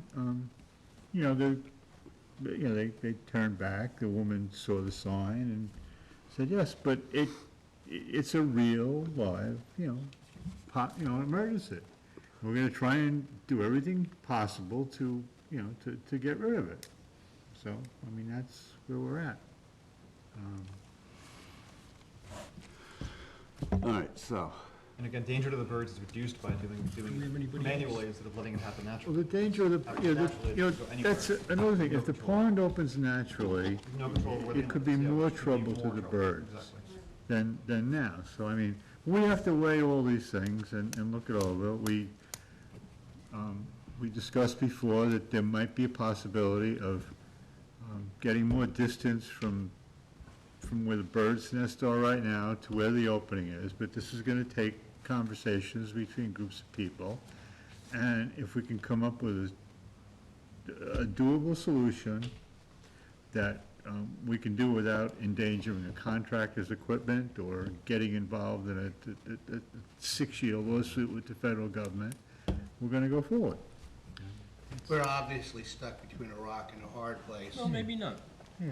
Maybe not. Let's- No. You know, I think right now, I think it's a good time, to go back to the DEC. I'm sure they're aware. but it's Fish and Wildlife also, it's Yeah. not It's just Fish and DEC. Wildlife, but let's see if we can negotiate But, something here. but we We can have say the, no, but I mean, this is an ongoing effort, right? I mean, this is, And has any, You need to come to the podium, please. Whoops. It's just a simple question. Thanks. It's Francesca Rhiannon, and so I'm just wondering, if somebody does get hurt because of this health emergency, what kind of liability is there? Does the town bear liability? Does the Georgia, who bears liability? It's posted, the It's public's been posted. warned. So there's So no all, public access points have been posted. The trustees are not responsible for the pollution, so, we're not the cause of the blue-green algae. We have posted the property, not sure what else we can reasonably do. and there are department health regulations, the trustees, Dr. Golder supplies samples every Friday, the numbers to the Department of Health. The Department of Health, I believe, officially makes the determination as to whether it's, the health the health status of the pond. And then they notify us if they want signage put up, or they put signage up themselves, so that's pretty much how it works. I don't know why the federal government, DEC, deciding governmental bodies can't make exceptions. I think they can. Look at the big picture and Yeah. say, here we've got all these homes, the blue-green algae. Yeah, but the process that's going on now is like, I guess, we're discussing, entertaining, finding the proper procedures to get permits from the Fish and Wildlife people, the Army Corps, and the DEC. I mean, we're trying to deal with a public health emergency. Right, It's the okay. same procedure that the Southampton trustees are undergone, and I guess we're moving But I forward. agree with Brian that if there could be some common sense approach to our plover management, where certain criteria would mean that we have to have, put another project or public health in front of the plovers, Well, whether it's Diane, beach Diane, I nourishment think we following a have that hurricane. situation right now. No. That the condition of the waters of Georgia Pond are such right now that it's toxic to the plovers. Right. Okay? So, Sarah, so just, That's if you it. could maybe just reapproach the podium for a second? I think there is some pending paperwork from the committee meetings that we've had that really needs to be wrapped up, and if you can help to expedite that, that gets us to a point where perhaps we can reapproach Right. under this new scenario. Yeah. So I think we really have to pull out all the stops if we're gonna try and expedite this to help everyone with this issue. My understanding is supposed to be forthcoming, So, but yeah. so I Make think it anything we can available. do to please push this through and then enable us to reapproach with the next salvo. Thank you very We need to much. keep pushing. Thank you. Thank you, Sarah. I have one last question. Amongst this board, Bill, are you the lead guy on this, more or less? I mean, how do we know that this is gonna happen on our end? I'm just trying to be, Well, we've met as a committee. right? Yeah.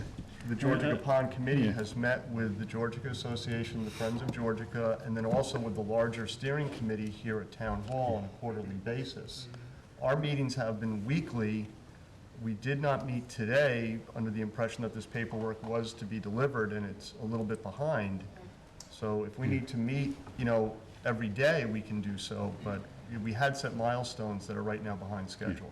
And So we're holding up our end of it Yeah. in terms Yes. of trustee involvement? Okay, good. Yes. I spoke to Mr. Hammerth of the DEC after they, After the committee after met. after the committee met, and also after the Southampton trustees open meetings.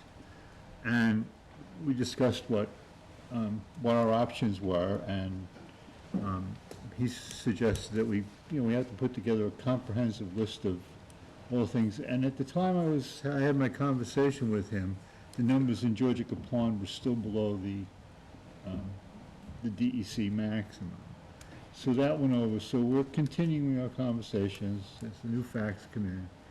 And we're going to be pushing to, discuss the situation.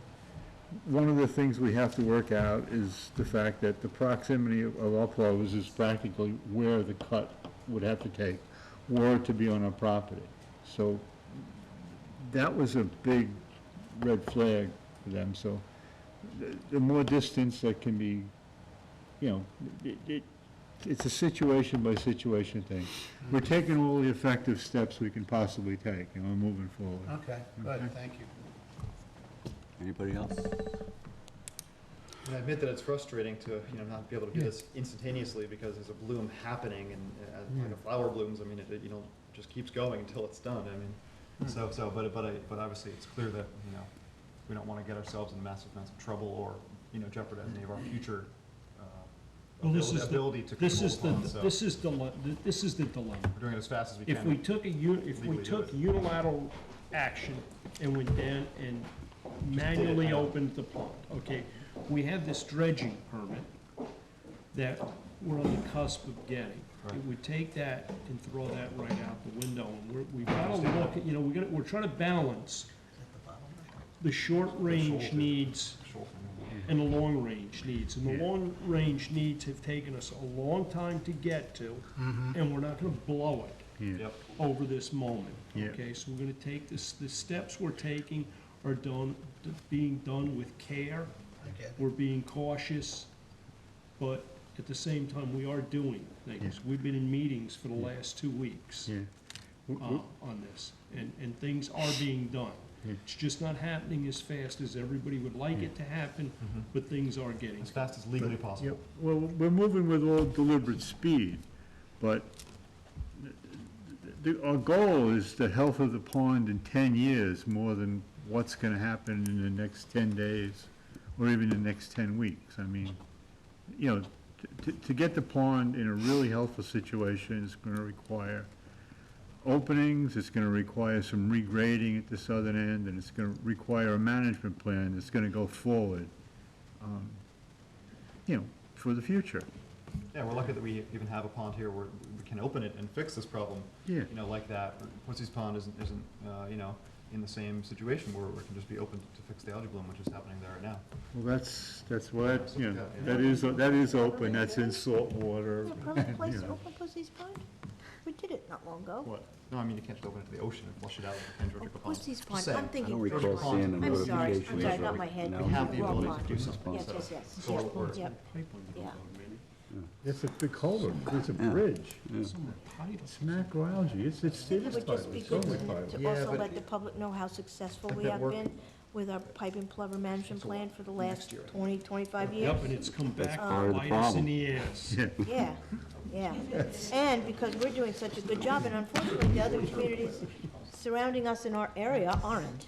So we're What, stuck with it. there's a lot of, Yeah. We'll move on. lot of examples in the town of no good deed going unpunished. All right. Did you wanna Yes. step? Sure. Come up to the podium, please.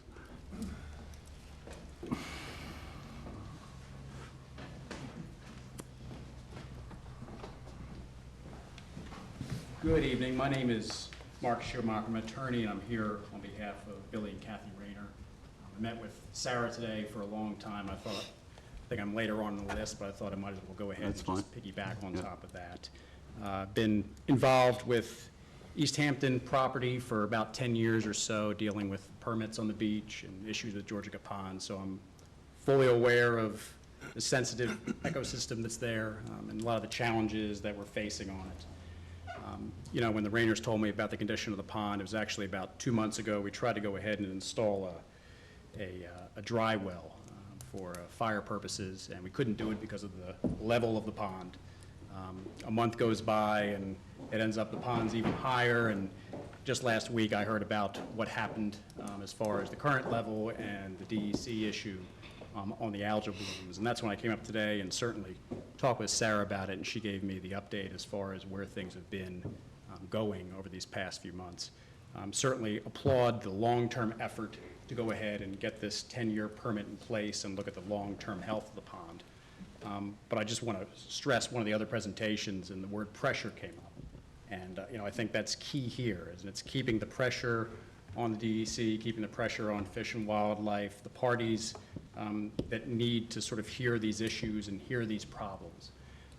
And really, you know, make those efforts, make these applications, you know, get our ducks in a row, certainly. And I know you've all been working on it, you know, very hard to make that happen. But just wanted to certainly stress that, you know, time is of the essence here, certainly in the short term on this, from where we are. And I'd hate to, you know, wait 2 weeks to try to go ahead and be sensitive to a long-term permit. We lose those 2 weeks rather than getting this emergency application in and doing what needs to be Yeah, done. we're moving together simultaneously on everything. Okay, that's great, that's great. As far as, you know, what needs to be done right now, the Georgia Association, you know, if we're going to go ahead and certainly cut through their property, we just want to, for my own sort of education, just find out what you need right now, you know, starting tomorrow, from them, from us, any way we can help. Well, we're to certainly gonna go ahead need, and speed the law. I think to sell this to the agencies, we're gonna need Georgia associations, not just their permission, but their cooperation and probably involvement and endorsement.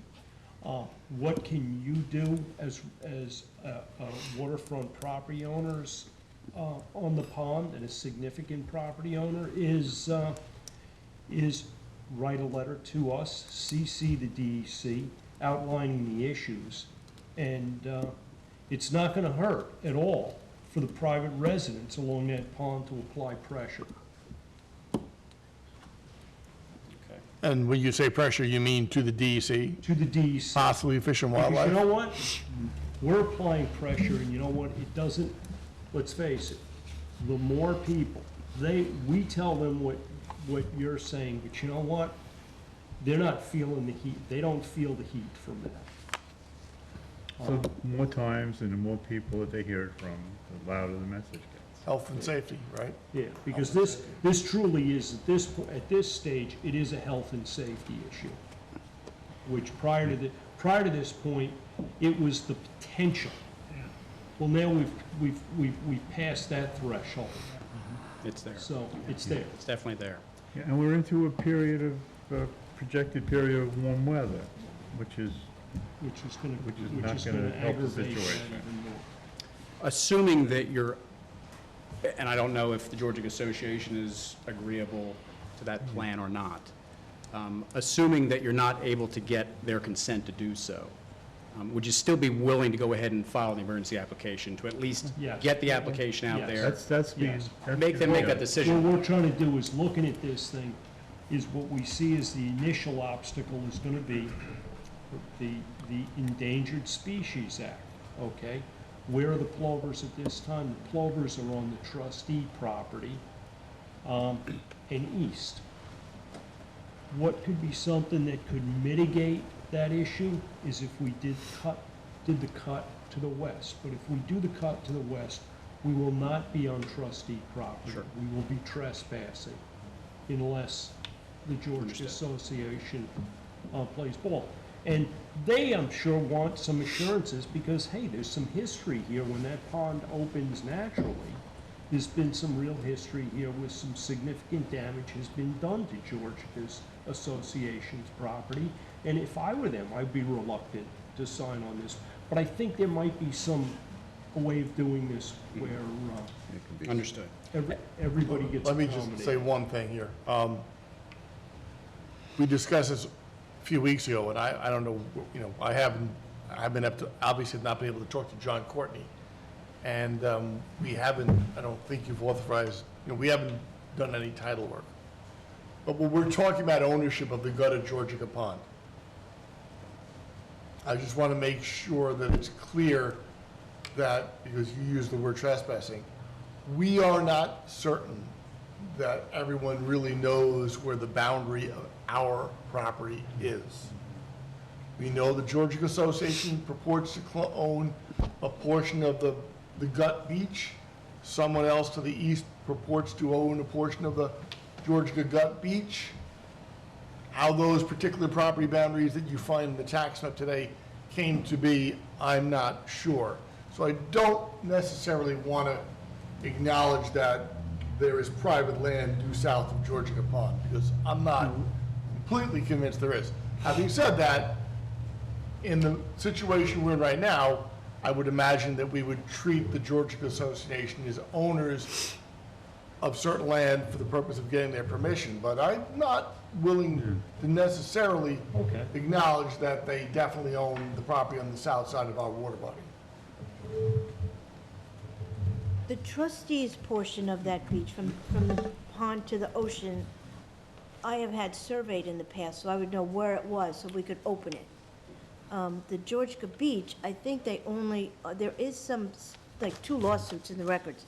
If they own, or I think they do, I have to acknowledge it, from the beach grass to mean high water. So Right, think I below know they that want a is lawsuit still- on that. That is, yeah, so I In, think. yeah. south of the South. fast land, okay? Right. The actual upland west of Georgia Pond. Yeah. But how the property boundary, I'm gonna be honest, I think for the purposes of what we got going on here, that's not the main.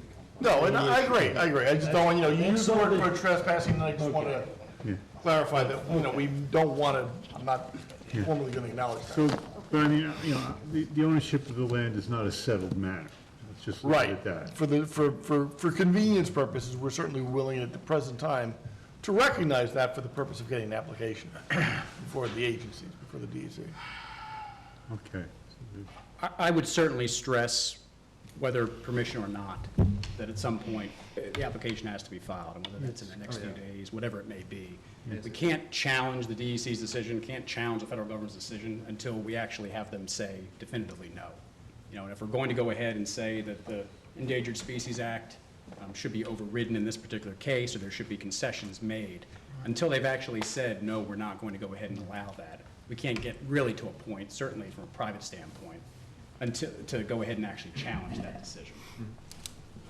The only other issue, it's sort of unrelated, obviously, to the opening of the gut in the emergency situation, is just talking with respect to the dredging in Georgia Cove, and would certainly encourage the trustees to go ahead and consider how that sand would be removed from the cove. I know that there is a parcel there that is owned by the town, but there are certain restrictions with respect to the use of West End Road, and certainly there is a large environmental issue that could exist with respect to coming through that area. It would seem like it would be much better from an environmental standpoint and technically from a legal standpoint with respect to the use of the road to go ahead and move that to the north and use that public land that's up there, up the cove a little bit. I know that's probably a detail that certainly would need to be worked out at a later date, but I just wanted to raise it because I know the initial thought was to go ahead and come through that particular parcel there, and that could raise certainly some legality issues. Thank you very much.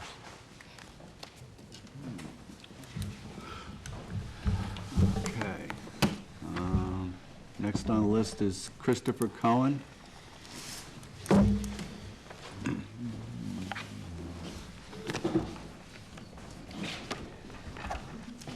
Yes, Christopher Cohen, I'm a resident of Lazy Point and also president of the board of the Victor D'Amico Art Barge.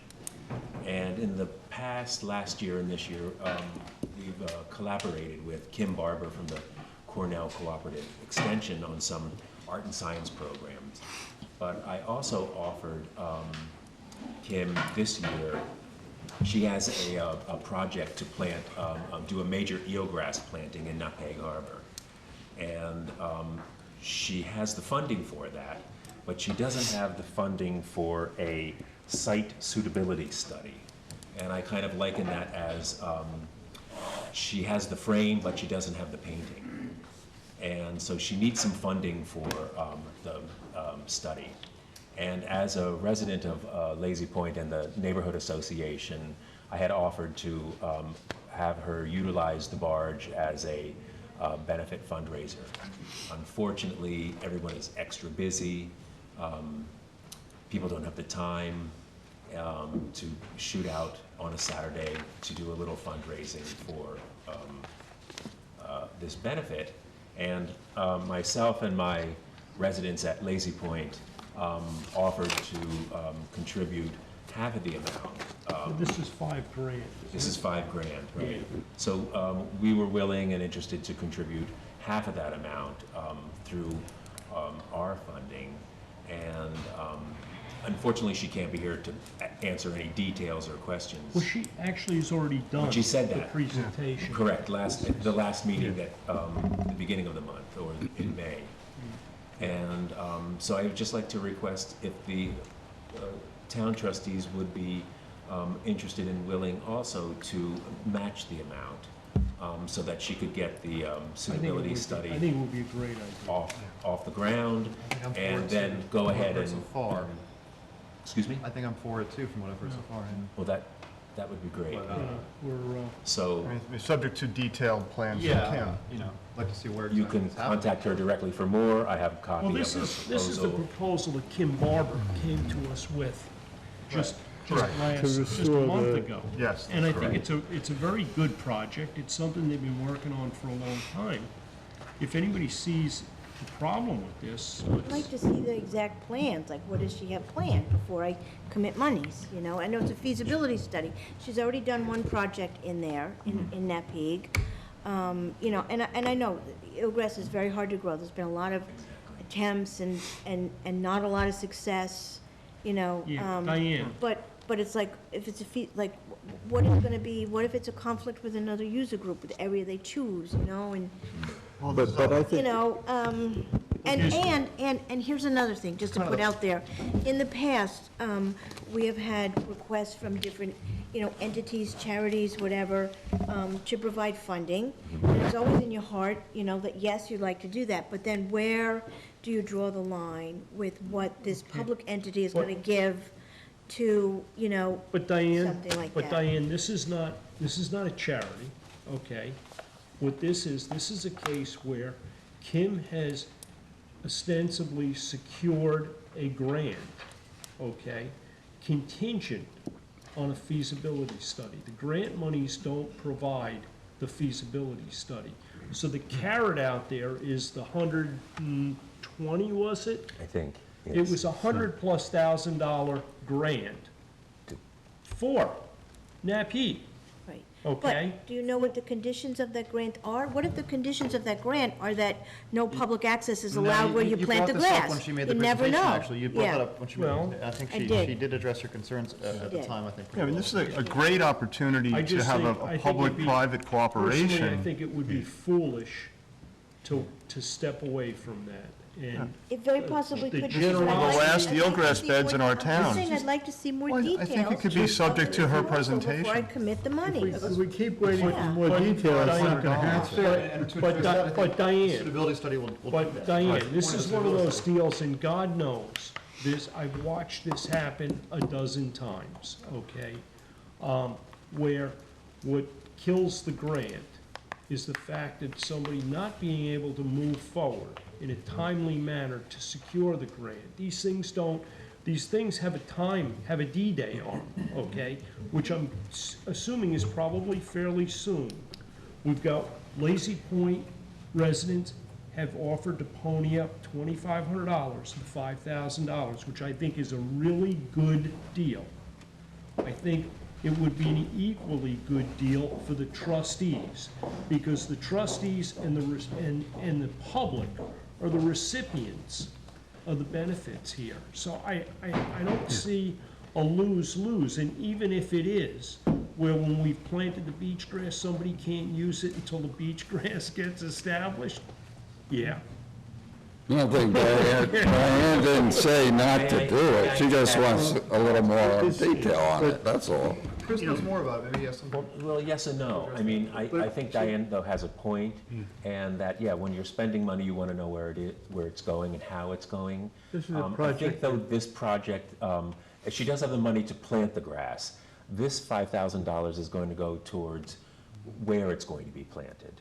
And I think that she'll probably be able to, with that study, she'll probably be able to answer, even during the study, is it on public lands or access, closer to public access, waterways, or not? Right. And so you will be able to get those questions answered by her before you make the donation, or if you want to go that far, or during as it's happening. Yeah. And it should be a win-win.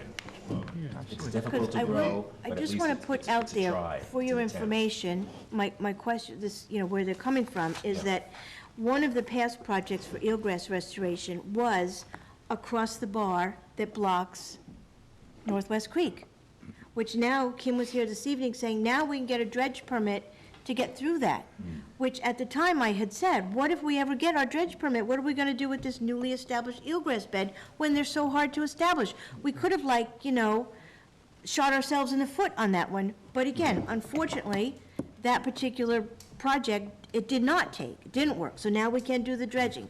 So that's why I'm saying, it's like, you know. Slightly different locations It's, also. of course it's a different location, yes, but you never know what's Yeah, gonna well, be that's- specific okay, in That's that why we're particular working with a waterway. group like Cornell that But I don't has come the up with this stuff just to be argumentative, and I'm not just, you know. Well, Diane, everyone else your needs to point, also but- weigh in as well. But moving forward, we're an integral part of the feasibility study, okay? And, you know, Kim did go over the areas that she was hoping to be able to plant the Yep. beach grass. Yeah, They so she were all got a down- grant they were all for a down- water body, They were all down at the south Yeah. end of Yeah, it's out of the way of dredging kinda like she put opportunities. the cart before the horse, and now she needs help to get it done. No. Yeah, This yeah. is how, no, hey, Diane, this is how, this is the caveat that comes into a lot of these grants, okay? It's the matching funds kind of thing. It's the exact They want same buy-in. thing that You gotta that put it the on Lazy straight. Little Point combination of it communities all also. applying to us. Skin in the and, game. You know, listen, Yep. Well, I'll tell you what, I am certainly let me say- willing to consider it, I just want a little time to think about What You know is what the long-term, the, what precedent are we setting you know by what giving the- the public what money is she to waiting? Cornell? We She'd haven't like done to in do the the past. site- Just want She'd some like to do time. the site study now in the summertime. Wait a minute. And it says that the whole eelgrass planting to be conducted in October of this year. But she would like to do the study now, starting now. Diane, where did the funding come from to establish the eelgrass beds previously in the, From Cornell. Cornell completely paid from for that. Cornell, trustees put nothing towards that? Not that I recollect. I mean, not that I recollect. I think we buoyed it off maybe for a while. I I thought don't know. I thought we put money towards it. I don't know, maybe we did, and if we did, then that's something to jog my, like, educate me, Well, I don't see us as Remind me, giving this money to Cornell. I see it giving it to the stewardship of an important water body, working with a leading eelgrass scientific group. They are the experts. They are carrying the torch right now for eelgrass restoration, while the bigger issues like septic system and dredging gets figured out. And if they don't continue to keep these beds alive, we're not going to have any habitat. We've lost so much eelgrass habitat everywhere that we need to do projects like this. And for $2,500 to get a $120,000 project going, that's an amazing return on our investment. And I think to not embrace this is a huge mistake. I'd like to say too that I've been following this eelgrass work, for a long time. Before I was a trustee, when I worked at the South Fork Natural History Museum, Cornell came in with the eelgrass weaving workshops, and I really got involved in the whole issue and started thinking about it. From what I've seen over time, the site selection is so crucial to whether or not eelgrass plantings work out or not. So, I just see how, that, like you're saying, the return on investment. If we put in, do the feasibility study and make sure that the site is selected well and that it's, like they look for the groundwater coming in that's cooling and fresh. If the right site, if proper site's selected that way, I think the chances of it being established will be, greatly increased. Exactly. Their new technology to find the underwater input Yeah, they have those sources. trident prongs to find the salinity and the temperature of the groundwater So, coming in. we need to consider those things, and that's why she's doing the due diligence that's necessary. Just hearing the amount of information going back and forth, including Diane, I think a lot of this has been kind of unraveled, and I think it would be a wonderful partnership contribution for all the reasons that we spoke of. Yeah, so I would be in favor of it. I'm going to give you, I have just only 2 copies, unfortunately. And of Diane's I'm proposal. not one that just throws money at, that's not my nature. But I've seen the work they've done. I know that they have the expertise and the passion. Sure. And I think it would be good for us to sign on. And I think it's also something I'm hearing the whole evening about the past and also about the future, and that how you have to look on the past is long-term, but so is the future, and you have to look in those directions also. So if I can provide you with, there's Kim's contact information on these 2 proposals, and then our proposal from the Lazy Point Neighborhood Association. So Just from a dollars and cents point of view, we're talking about spending $2,500 to secure $125,000 worth of work in our harbor and water body we are. Right, that's coming from a public business, neighborhood Jim. Does that sound association. good? And Nobody's offering me any private. Okay. So, I'd like to make a motion to move forward on this tonight. I'll second it. All in favor? Aye. No, that, I'm going to abstain. I do understand all the benefits. I have had a longstanding policy as a trustee that when I hear something for the very first time, new business, I do like an opportunity to digest it, understand it, see if I come up with any questions. And again, as we're discussing tonight, I want to just understand if there's any precedent we're setting by giving you the money. And if there's not, I have no objection to giving the money to Cornell. But I just would like an opportunity to wrap my head around it and understand it a little better. So for that reason, I will abstain. But I really do, I do understand the importance of eelgrass restoration. I think Okay. I'll be contacting Kim and also The eelgrass relaying this beds are there. information, but I also think on your end, contact Kim and maybe bring her back and talk to you in person I think she's going to be coming to our next meeting. Probably, most likely. Can I ask, who would the money go to specifically? Cornell. To Cornell. Okay.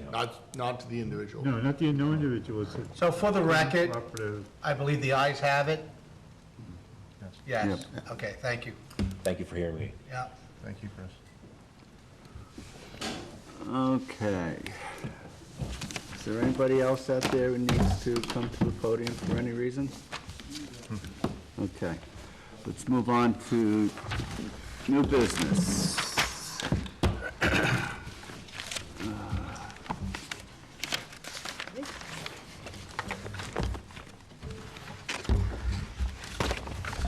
If I can find it. I don't think we have any, Francis. It's not on the agenda. Yeah, I know. New business has beaches and Oh, ponds. I see. Yeah. I see. I'm sorry. Yep. All right, the Beaches and Ponds Committee, Village ZBA Notice of Hearings.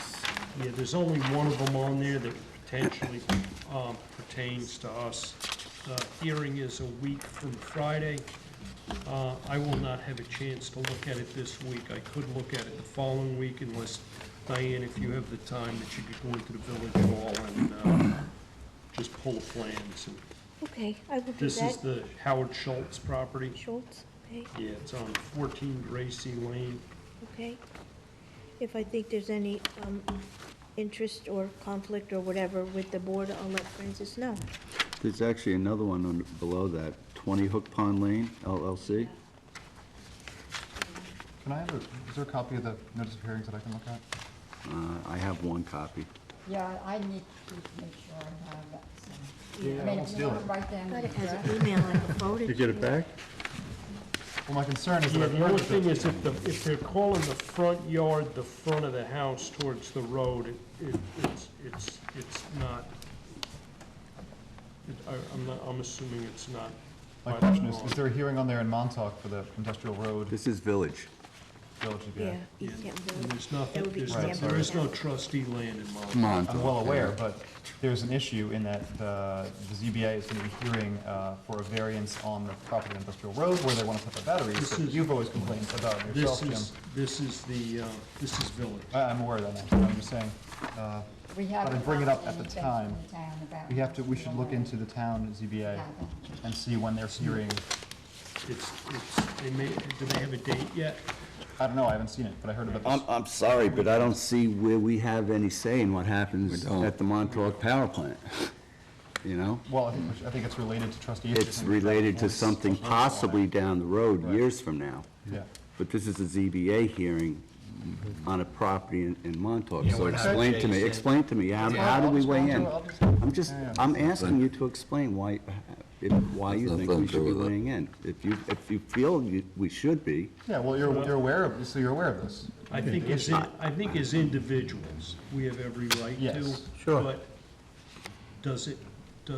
is it germane to our discussions here? No, I don't think so. That's fair, I don't think so either. Yeah. But I think. You know, it's an important issue, and people should be aware of it, You and guys don't want to look weigh in as a into board, it, you and don't have to. speak but I out think- as I think that individuals. We have every right to weigh in, I mean, not I property don't rights see to weigh in how as a we- board, but that honest- our mandate as trustees is to defend the waterways and things, and if they're gonna put batteries on a tiny strip of land that could easily wash over to, you know, another water body, even if it's not in our jurisdiction, it's still something that we should maybe have an opinion on. No, it sounds like an issue that should be seriously discussed. It does not sound like a great idea. Right, well, I first hope the public's push. aware that, yeah, Okay.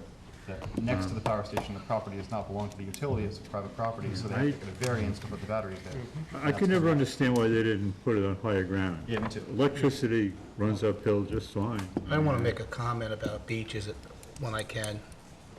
beaches? Yeah. I just want to remind, last time we met, I talked about encouraging the town to move the crooked, rusted, graffiti signage at the end of Indian Wells off to the side so people can enjoy the beautiful vista. Did we send them a letter to that effect? I think that's how we left off. Lori, did we talk to somebody in town about that, the town board? Yes, I think we did something. Because really, it's just an eyesore, and it shouldn't be that way. Let's reach out to them again. Yeah. Be the parks, wouldn't it? Yeah, to Tony. It's not, it's more in parks. It's gotta be the town board's Well, gotta thanks, Brad, we direct can them. move forward on getting the signs. We They- located some houses up. You know, some are missing, some are crooked, it's a mess. The town's supposed to be fixed, the town is actually working on that. That's what Peter Pan's for you. Oh, okay. I'll talk to Peter about it and see Yeah. what. Good, all So we right. could call him up, 'cause he's liaison to parks, and we could see Thank you. what's happening with that. All right. 3 Mile Harbor Committee, request from the Building Department for inspection of 3 Mile Harbor Marina, Vanderveer, piling replacement, sand placement completed in 2001. 2001. Nothing's easy with this guy. Nope. Well, I will say that the shoreline of his marina is littered with debris. There are pilings that go from the upland property into the harbor bottomland. There are old docks blown up along the shoreline. So it's So- an opportunity to take a hard look at this, Yeah, and we I should- think it's long overdue. We should find a, where is it? The permits in the file, right? Who's the 3 Mile Harbor Committee?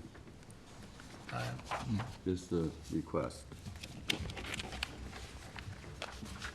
Okay. I'd be happy to. No, I go just- outside. Yeah. I'm gonna need a little It's- support no, with this it's- guy. Yeah, but it's pretty extensive Okay. what they did. It's a description of what you, All right, so Rick and I will go down and see. There's other plans, see right, in the file? Just, okay, 2001, yeah. Yeah. just to clarify, what is it that you're being asked to do by the building department? Close out the permits. So it's a This trustee was a permit. project done back in 2001. Permit on that. They're asking us if it's been completed. There appears to be, at the end of the ramp to the right, is that what we're talking about? There seems to be quite a bit of new pilings that have gone. Yeah, it's that whole, you'd have to look at the plans, what do you apply for It's in an interesting 2001. shoreline. Okay, Yeah, all right, so we'll Yeah. take a hard look at it. yeah, the plan should be in the file, Okay, and then see what he did. I mean, all right. obviously, something's come up to cause them to get all this permits. years up to ago. date, yeah. Right. I know the property's listed for sale. Yeah, I don't- maybe you were on the board back in '01. Why has there The been rest of us such have no clue. such a gap between '01 and now? Why has there been this? No, Because now he the wants to property's update his being CO, listed for that's all. sale, there's probably an open there's an open trustee permit on it that's stopping him from getting a CO or something like that, that's Yeah, Just never got, It's being- There's what's been going on. subsequent permits issued for other work, we should just check it out while we're down there. Okay. Yeah, but in all honesty, Diane, whatever it is, the permit's long expired on it, whether he did it or not. Right, but did we ever close it out? That's the question. No.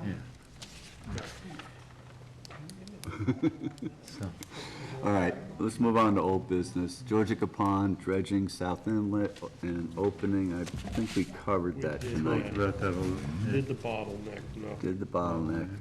Okay, assessment of water quality in East Hampton Town waters, contract between the trustees and Dr. Gobler.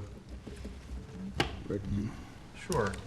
You know, we have received an updated proposal from Dr. Gobler. It was distributed to all of the members of the board, and it is a rather significant increase over last year. I think in the neighborhood of from around 34,000 to around 48 or 49,000 in total, which is a significant investment. I will say this is a marquee trustee project that, you know, was started several years ago and has provided a very important body of work for the trustees as well as other user groups in town that have used his baseline information and reporting to leverage and to build on, like with the Georgia Pond work that's gone on, to be able to measure the effectiveness of the opening of the Acquabonnet Culvert.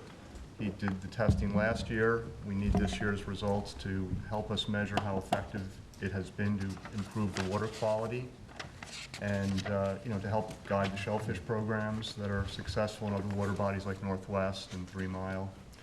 So I know it's a big investment, but it's something I think that this board should strongly consider moving forward with. And in the future, if we want to consider other funding sources and share ownership of this, but to date, it has been a trustee project and trustee ownership of all the data and information, which I think is important. and we pretty much asked him to do this at the beginning of the year anyhow, didn't we? We did. Yeah, I you thought know, we did. It has been updated a little bit with university rates and burden, as they call it, where there are some overhead expenses, which was broken out on the proposal in detail. So if anyone has any further questions or Well, the comments? scope of his work is expanded considerably. Right. So I looked it over, and it seems to be in order. Yeah, I looked over it. There's something the town budget could kick in? No. No. Not now. Not this year, at Not least. this year. But going forward, we could look at other options for funding for it. Yeah, but I concur with what Rick said. This has been a trustee project that we funded, and with the updated contract, it's much clearer what is being done and what we're paying for and how the funds Right. are being It expended. was laid out nicely. It was laid out Very, very nice. nicely, Great yeah. benefit of doing this. I'm Yeah. okay with that, yeah. Would you So I want to put a appreciate Dr. Gobler doing that. motion? I'll put a motion out there to accept Dr. Gobler's, his contract, and that we expend the $48,000+ this year. Again, like we talked about, we're now including the culvert, we're now including Waynestock Pond, Hook Pond, I mean, there's a lot more we're including now, so the data is very, very, we're getting more data. And I'll just make a comment that there's one paragraph where they talk about the culvert being at Gann Road, and it's at Gerard Drive, so we just make that correction, just so there's no confusion. Yeah, and other than that, I would make a motion that we accept Dr. Gobler's proposal. I'll second it. All in favor? Aye. All right. I did a resolution, right? You have the resolution? Oh, I don't know. Yeah, Was it a Do we have it? contract or resolution? there is a resolution. There is, I think we did, in the beginning of the year, we did a resolution, I thought. No, Rick wrote one. A couple weeks ago. We did, but I don't think we had them. We didn't get the money this Yeah, I don't remember the dollar amount, but We only got that May 22nd. like 2 months ago. I did a resolution a couple weeks ago. Oh. So, we have a resolution, should I read it into the record? A recent resolution. So will this be offered? On I the think side, you're because right, we didn't Diane have made the motion. information, you know, Yeah, it's we'll kind of fill that in, really- just- It was sort of like All it right. was more of a statement than an invoice. But maybe a So, point. Jim, I have a resolution here, I was going to read into the record, if that's okay? Okay. Whereas the trustees of the freeholders and commonality of the town of East Hampton, hereinafter referred to as the trustees, wish to have at their disposal scientifically obtained information concerning water quality and resource impacts in waterways under trustee jurisdiction, including 3 Mile Harbor, Georgica Pond, Wainscott Pond, Hook Pond, as well as other trustee water bodies, so the trustees may make informed decisions regarding management of these waterways. And whereas the trustees have received a proposal from Dr. Christopher J. Gobler of the State University of New York at Stony Brook, which would continue Dr. Gobler's water quality analysis of various town waters, which Dr. Gobler has made since 2013. And whereas some waterways within the town and under trustee jurisdiction have in recent years displayed seasonal water quality impairment due to harmful algal blooms and other low oxygen conditions, and whereas more data is needed to fully assess the status of shellfish beds with regard to seasonal and permanent shellfishing closures, and whereas in some cases, large interannual variability in water quality warrants continued monitoring to improve baseline data sets for trustee waterways, and whereas with the assistance of private funding sources which are available for water quality monitoring in Georgica Pond, a more detailed analysis of this water body can be conducted, and whereas the continued careful monitoring of water bodies under trustee jurisdiction and scientific assessment of water quality in trustee waterways is in the best interests of the people of East Hampton Town. Now, therefore, be it resolved that the trustees hereby agree to engage Dr. Christopher J. Gobler of the State University of New York at Stony Brook to undertake the following work during the remainder of the calendar year 2017. Assess the temporal and spatial dynamics of toxic cyanobacteria and cyanotoxins in Georgica and Hook Pond. The Georgica Pond work will be partially supported by external private funds. Hook Pond and Wainscott Pond sampling will also continue as part of this project. Assess the temporal and spatial dynamics of the PSP-causing dinoflagellate Alexandrium, DSP-causing dinoflagellate, dinophysis, and the ictootoxin, dinoflagellate, and cochleododium in East Hampton's marine waters. This work will largely mimic Dr. Gobler's 2014 to 2016 project, with more frequent sampling occurring in the waterways most prone to harmful algal blooms, HABAs, which is 3 Mile Harbor. Assess the temporal and spatial dynamics of fecal coliform bacteria in East Hampton's marine waters. This effort will largely mimic the 2014 to 2016 projects. Provide fine temporal scale water quality monitoring of 3 Mile Harbor. 3 Mile Harbor hosted significant harmful algal blooms, HABs, and experienced extended periods of hypoxia during 2013 through 2016. The trustees believe further information is needed with regard to nutrient loading to this waterway and in regard to the co-dynamics of nutrient and algal blooms. In the event HABs reach high levels, higher spatial resolution will be performed, and toxin levels in the system will be rapidly assessed and reported to the trustees within hours to days of sampling. The temporal dynamics of dissolved oxygen will also be assessed. Event response sampling throughout the year, sampling of specific water bodies can be performed as needed and as the trustees may reasonably request. Examples would be high-frequency sampling of the Accabonac Harbor Culvert, sampling of 3 Mile Harbor before and after the summer fireworks event, or investigation of user error caused events such as a bleach out or vessel discharge. Provide a final report and final presentation in early 2018 that interprets all findings with regard to scientific literature as well as local, state, and federal regulations. Dr. Gobler and his staff will prepare a postseason final report similar in detail and content to that prepared for the work done during 2014 to 2016. And be it further resolved that the cost to the trustees for Dr. Gobler's work shall not exceed $49,878, which sum shall cover the costs of personnel, overhead supplies, travel, and equipment for this project, said expenses to be paid upon submission of proper vouchers therefore. Now, I think you told me you don't do things by vouchers, that was. Amen. So you have to amend that last part, I'm not sure how you do that. And I'll just point out that I had a discussion with Dr. Forsberg, Stephanie, former trustee, and she said we are certainly getting a bargain in our work with Dr. Goldberg. He is the only one on the island, if not the world, that can provide this kind of data for us. So we're very, very fortunate to have him. Yeah, he's really on the forefront of this, Yeah, and it's really a forefront, pleasure yeah. to he's a good Yeah, partner. he's a Yeah. great guy, yeah. So how do we Yeah. pay him? Is it? By voucher? No, we don't do Not vouchers, by but I mean. voucher. we If you get a voucher, we My question is, do we pay him in full, or? No, he's already invoiced us, Okay. that we're sitting on, and Do we pay him the entire amount? Yes. historically, I think we did. Yeah. Okay, I'm just, Yeah. Always.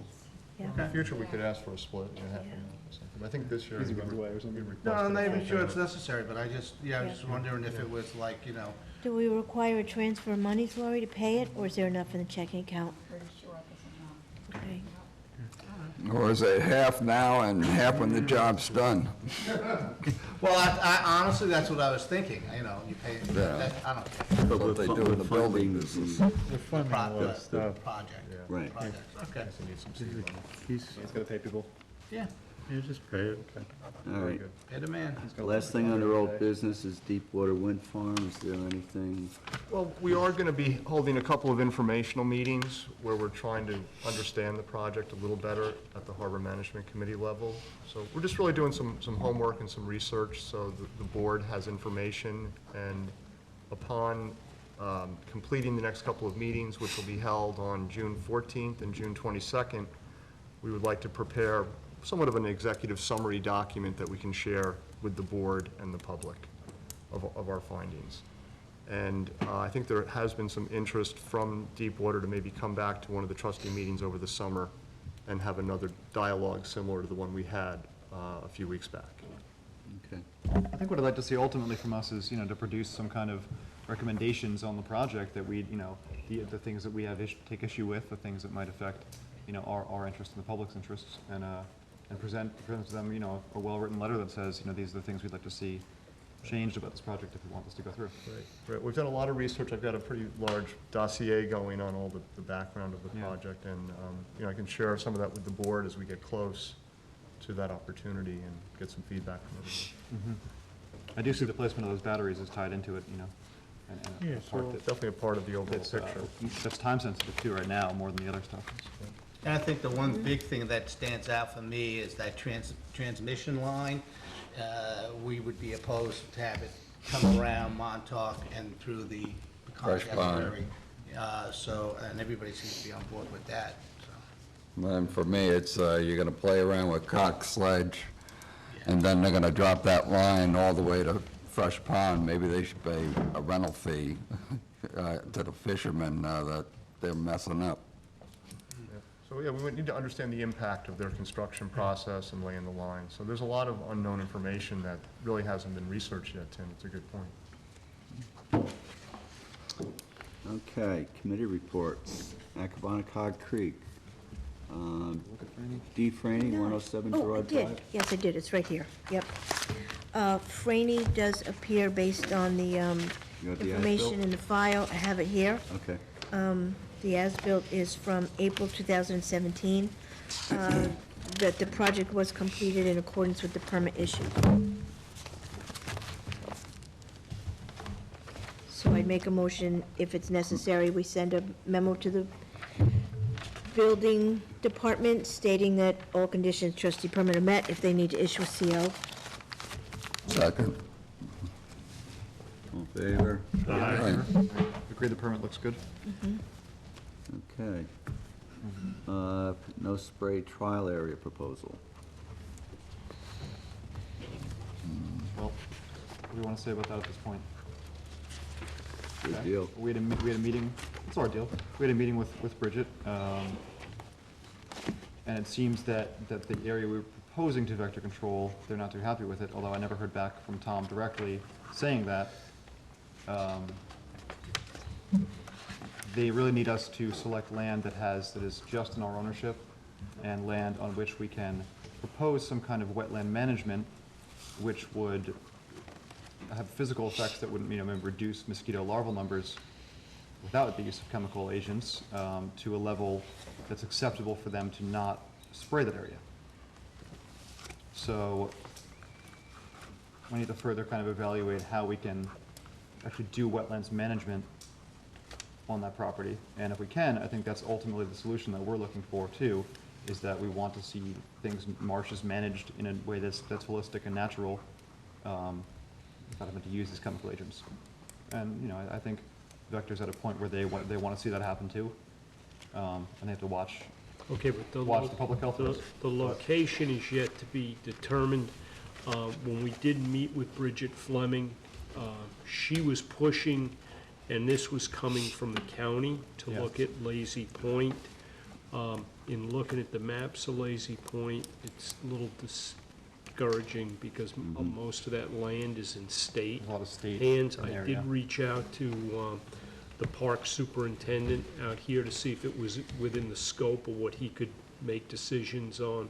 He said not even close. That's something that would actually need to receive full review Yeah. from Albany. And he said the likelihood of that being approved, it would probably be next to none. No, I'm sure. There's so many stumbling blocks in this whole And thing. it's- And it's all related to the liability. Mhm. So, it might be, we may be back at Accabonac at this point. But If I we think, can identify a smaller parcel maybe that's just in our ownership, that's reasonable to do wetlands management on. yeah, so I think, taking this back to the committee level and doing some more homework is probably appropriate. We're at a stage where we just had this meeting and we need to now kind of review what we've talked about then and get together. So, Follow-ups we'll meet necessary. we'll meet as a committee and figure it out. All right, Lionhead Beach Association bulkhead repair inspection report. I know I looked briefly at that application before our last meeting, but I'm not recalling many of the details. They wanted to repair, okay, do you have a copy of that application Didn't they here? already do it and they just want us to? Did they already do it? I thought it was a inspect it? new one. Yeah, it's an application, yeah. Well, this is, yeah, Let's- this is, let's- Yeah. we're looking for an inspection report. Yeah, they want us to inspect it, it's done, yeah. And another one No, of it's the not site. been done yet. Right, it's just a new application. Well, it's clear we need to look at this more Received, before we do yeah. anything tonight. Yeah, it's a new application. We got it just before the last I mean, meeting. I did talk to, Yeah. someone from the association who we're working with to figure this out, so Is let's. this the one where I had asked if we would get something from the association that would authorize the gentleman who signed the application? He signed it as secretary, so I think I had asked for something that would give him the authority to sign on behalf of the association.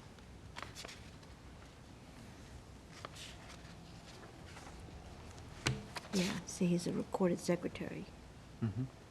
but we need something that gives him that authority. Okay. Okay. So we're We'll gonna get- table And let's that. keep that's this at not the a committee level survey, and that's not figure a this out. survey, Yeah, we need that's a a survey plan, yeah. Well, here's Well, a there's a plan, but there's no. Yeah, okay, Okay. Can we table this for next meeting? okay. Okay.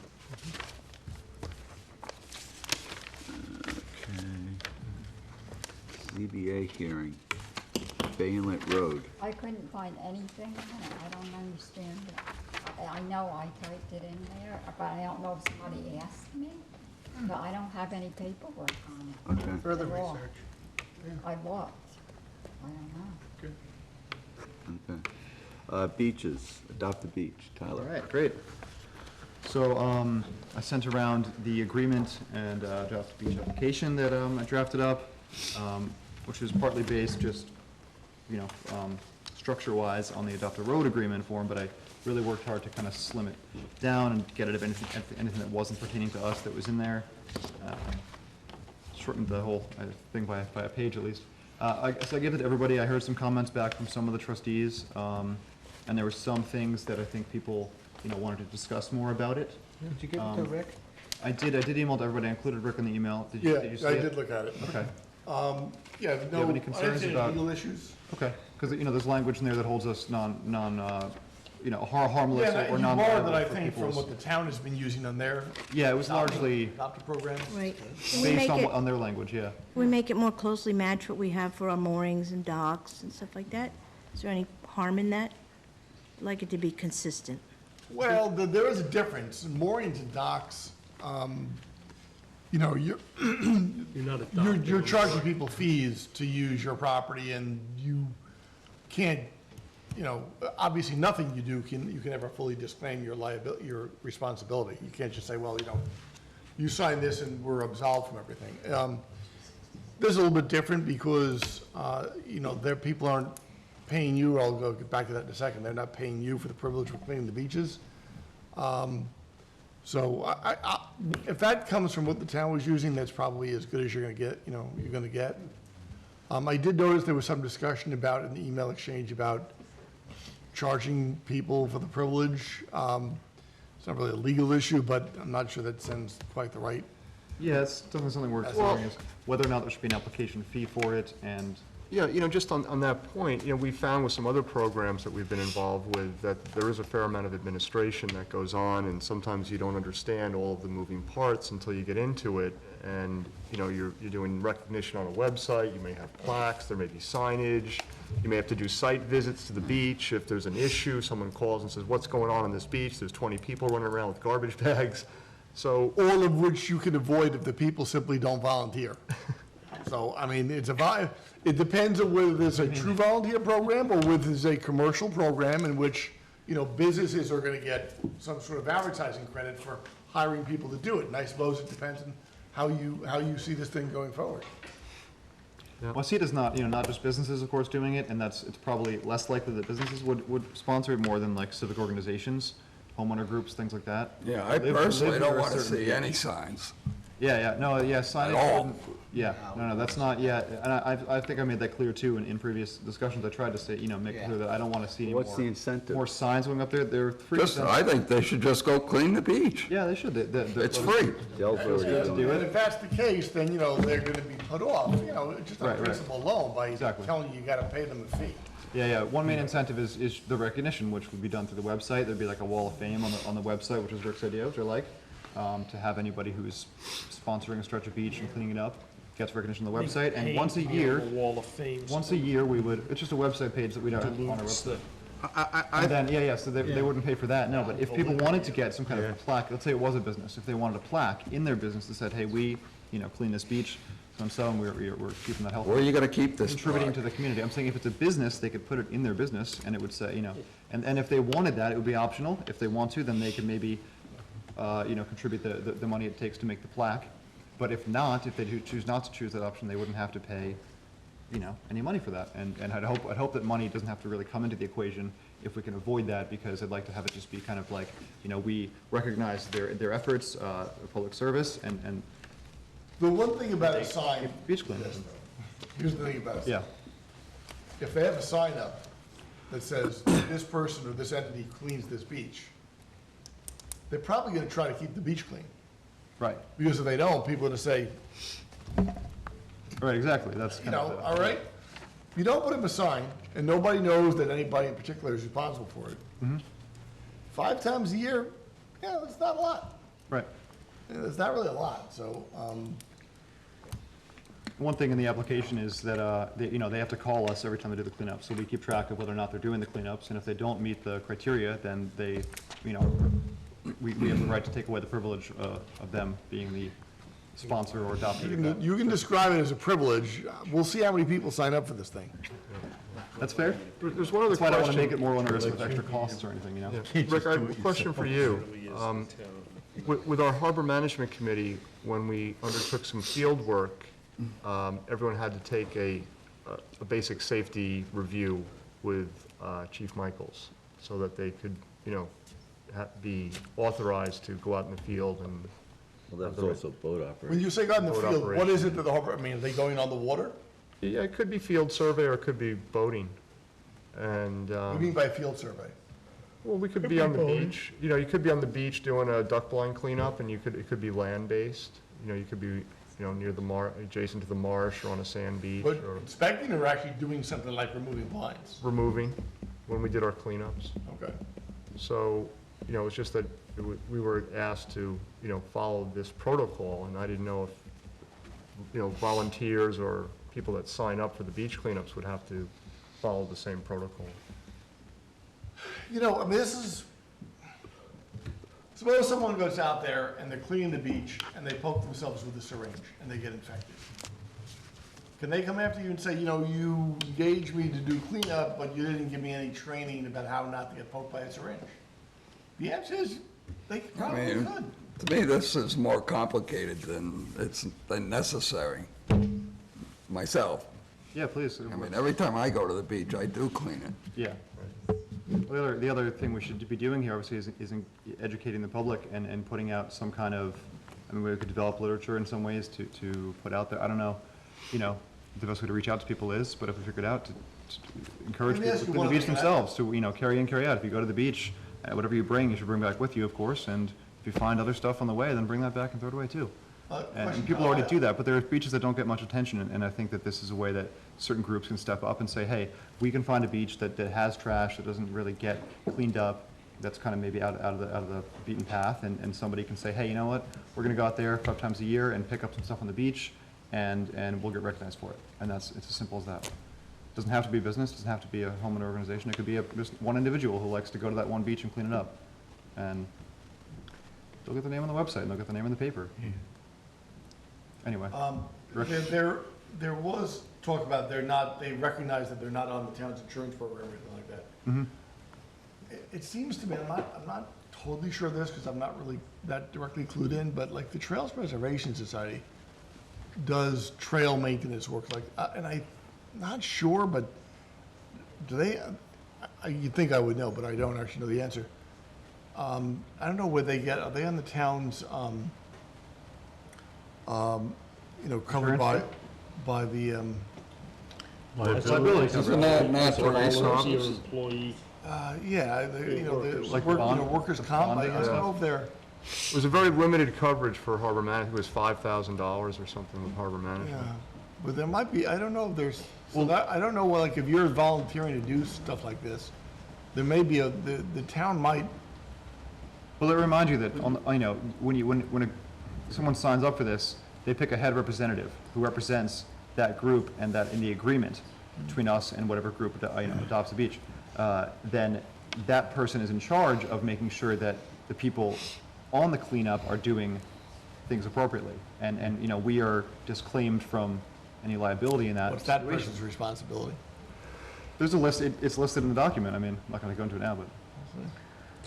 How about, maybe, That's why. There's a lot of stuff here. how about If it had just thinking go about clean the doing beach or something something, like not a Johnny will. beach cleanup recognition day? A program where people can actually, present a proposal for beaches they want to clean up.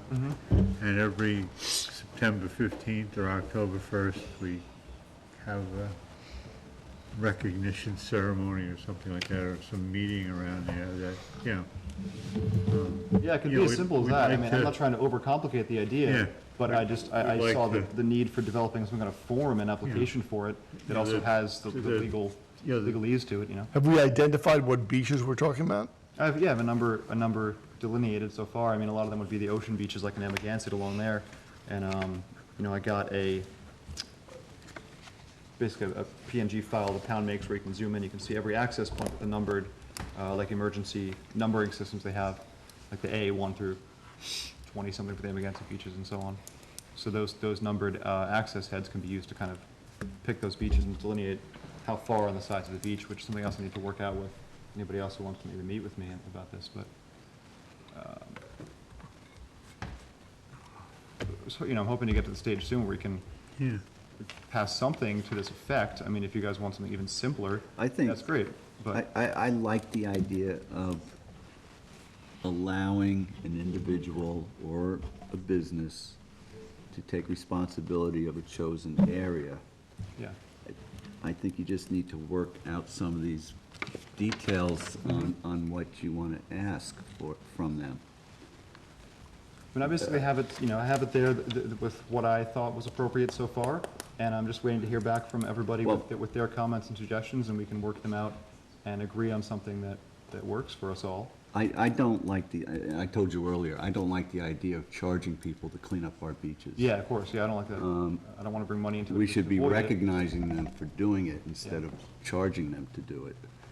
Yeah, well, that was never really, if they're not on the gonna put table any anyway. signs up or anything like that, there's no advertising But value. is that really a problem to put up signs to recognize? Just a small. I don't see that as a I problem. don't see a because there's- problem with That's it. part of the incentive. I don't want to see more signs at the beach end, but. There's no recognition. My thought to that effect was that if they really, really wanted to have a sign at that beach, that it would be a very small sign affixed to an existing post. Where If they have a It would be the signage- only sign at that beachhead that has a positive message. That's kind of true, yeah. No, Yeah. does it have the word no in it? Right.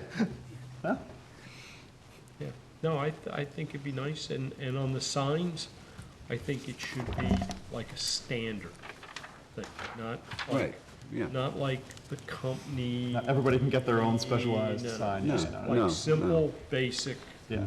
it's like the adopt a highway, the Yeah. adopt a road, so those are little standard signs. Yeah, exactly. You'd have to check it We don't every want to see year another because some post people. at the beach, another sign post. Could you Stop put them doing on way too many. Might have to check it every year. Is there any reason you couldn't put them on Otherwise, someone will the get a benefit for years and years after they stop. enumerated The adopt a entrances? road thing? Yeah, maybe that's what I do. Maybe that could be right on the same sign that has that number. This beach cleaned up by the Joe's Homeowners Association or something like that? Troop 136? Troop or- 136? Right. No, I think you did a good job on this. Okay, thanks, Jim. Of course, through Amagansett, you have to think about how is troop so-and-so going to get to those particular access points? Yes, there are some Because that they're are. walkways. They're not. Yeah, well, public on there, access there's kind of points. the green ones on the map. Well, and the orange ones have the they'll have driving lanes. official garbage bags. So they can do Yeah, it. so they can Okay, get- okay. Get up there. You would get them day I'll passes tell you from the what, Homeowners if we Association. spend any money on this at all, what I think we should spend money on is like perhaps the purchase of some bags that identify sort of our garbage. Mhm. The Adopt East Hampton Town Trustee Adopt a Beach program. Trusty logo, garbage bags? Right, and then that way it can be taken to the landfill without charge. questions, yeah, right. Charge. Yeah, that's money a well good spent, idea. yeah. I like it. So maybe one more coat of paint, Tyler, and we'll be, Yep. we'll be there? Yeah. All right. Yeah, it was very Good. close. All right. Good job. Thanks, guys. Good. All right. East Hampton High School Scholarship Awards Ceremony results. Yep, it went very, very well. Again, this year, I think this community gave the students over $300,000 that night. It's really phenomenal. Our particular winner, her name is Ashley Simons, and she had provided us with a very nice essay that explained, how growing up in this community and going clamming and stuff, being around the waters, benefited her life and her family. So it was really very nice. So she has received our letter and certificate, and as soon as we know, she will provide us with the documentation that she's been accepted, or, she's going to school, and then we'll give her our $500.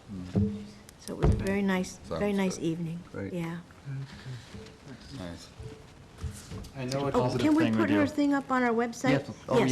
yeah, Okay. thanks. Let's do that. Excellent, yeah. I know it's a little early, but typically around September, we go to one of the elementary schools and we teach the kids about the trustees, the history, and it's really a great time, so I'll keep you posted on that. But tentatively, we'll be in September, and Amagansett Elementary School is where we normally go. If you have contacts with other schools, that's fine, but if I'm gonna be in charge, I'm going back to where it works. Okay. That was And, great last year. I enjoyed that. Yeah. Look forward to helping you again on that. I'll see you about Not East allowed, Hampton. because we have no trustee lands in Yes, Montauk? it is, but that would be another day, another group. Okay. Which is fine, Because they have rights to use Yes, they do. trustee land. by all means, yeah. But all kidding aside, it's a fair amount of work, Oh, no, I know. and Done that. it works well at Amagansett. Fire safety. Yeah, but if somebody wants to do it in another school district, they were another school, I asking should about say, Springs. I'll support them, and that's no Yeah. problem.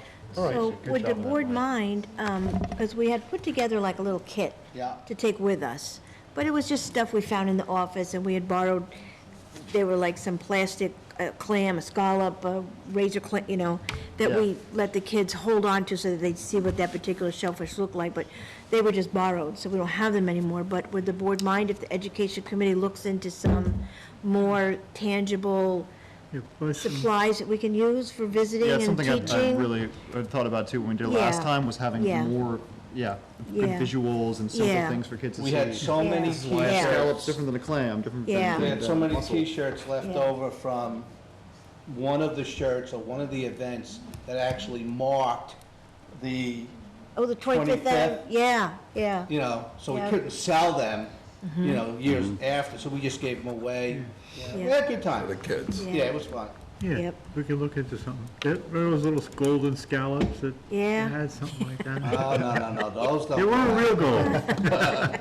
So would you guys like us to kind of propose what we'd like to buy? for Yeah, the find education committee something. first, and then bring it to a Yeah, meeting find and something. Yeah, can allocate the funds for it at the time? yeah. Look on the Proposed. website, Education kit would be great. websites and Okay. whatnot, see what we can find. I mean, because the other option is to make a motion right now to, allocate something like no more than $200 to the education That would committee be to, I don't know, something. I'm just- $200 cap. Why I'm not don't you making- I'm not take a making a quick motion. look at what Okay. you're thinking, so you have a Okay. rough idea of what you saying that's want. the other way we can Okay. go right now. But Okay, that's I what think we'll it do. makes more sense to just see what we have, what we want to get first. Yeah, it doesn't have to be a solid number, but, Okay. All right, blow up trustee. Sorry, I'm just getting excited about this. all right, let's move on. Georgia Capon's Phragmitic Control Applications. Yep. Ackerman? Ackerman, I spoke to Lenny Ackerman this afternoon. He has not gotten DEC approval, and they have not been at all thrilled with what he's looking at. This project's been sitting on our agenda for a year now. June 22nd, 2016. All right, so it's just about a year. Anyway, this application is not for the applicant's property. What Lenny Ackerman was proposing was he would like to be able to cut the Phragmites on our bottomlands in that cove, which I think is kind of a noble proposal, and I don't want to discourage it, but it's, anybody got any suggestions of how we can Does he need a letter of support for From his application? I think that might be helpful, or that we give him, or his, whatever he's gonna call his entity, because I think, give him a permit. And if he has a permit from us, it may leverage the DEC to act in kind. They give him one. Right, because like the one we looked at earlier today, some of the Phragmites are seaward of the apparent actually, diving. So there, a lot of them are in our water. In some ways, Diane, this is a similar shoreline that we had at the Littman property. It's kind of neat, it's cut and dried. All the Phragmites are on our bottomland. So there's no private property really involved. And, But I'd say we give him a permit just like any other applicant. all right. Yep. The permit's been sitting there for a while. I've got a copy of it. I couldn't find it before I came here tonight, so maybe the next meeting we could, dust it off. We could move that forward. All right. Okay. Gallo? Gallo is another one of those ones that we never got anything more than what we got. Yep. We've got the same agent is number 1 Association Road, which we have had communication back and forth with. And this is an application that's been troubling from the start. What the applicant is looking to do, this is one of those excavation projects. It's not it's not a cutting, it's not a hand removal. It's machine excavation, make back with clean material and replant. Quite honestly, at this stage, I think the benefits to the environment are far outweighed by the negative impact on the environment, and I can't see clear to approve it. What I've most recently asked is we get these sort of vague plans. It doesn't show where things are going.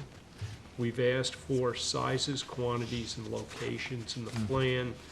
We've yet to really receive that. It appears they're looking to revegetate approximately 10,000 square foot of buffer area with a single tree and 47 shrubs.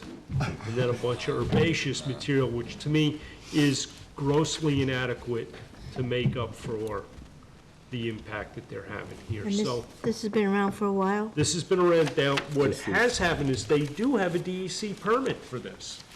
They have a DEC permit, and they have a scheduled public hearing, which is a week from tomorrow, with the ZBA.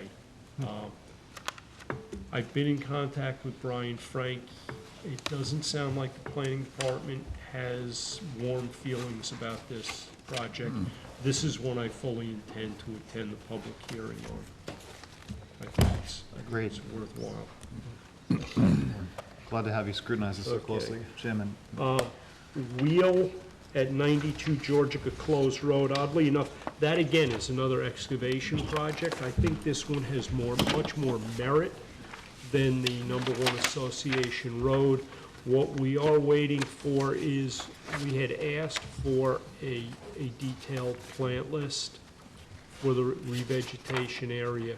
We haven't received that. I spoke to Drew Bennett last week.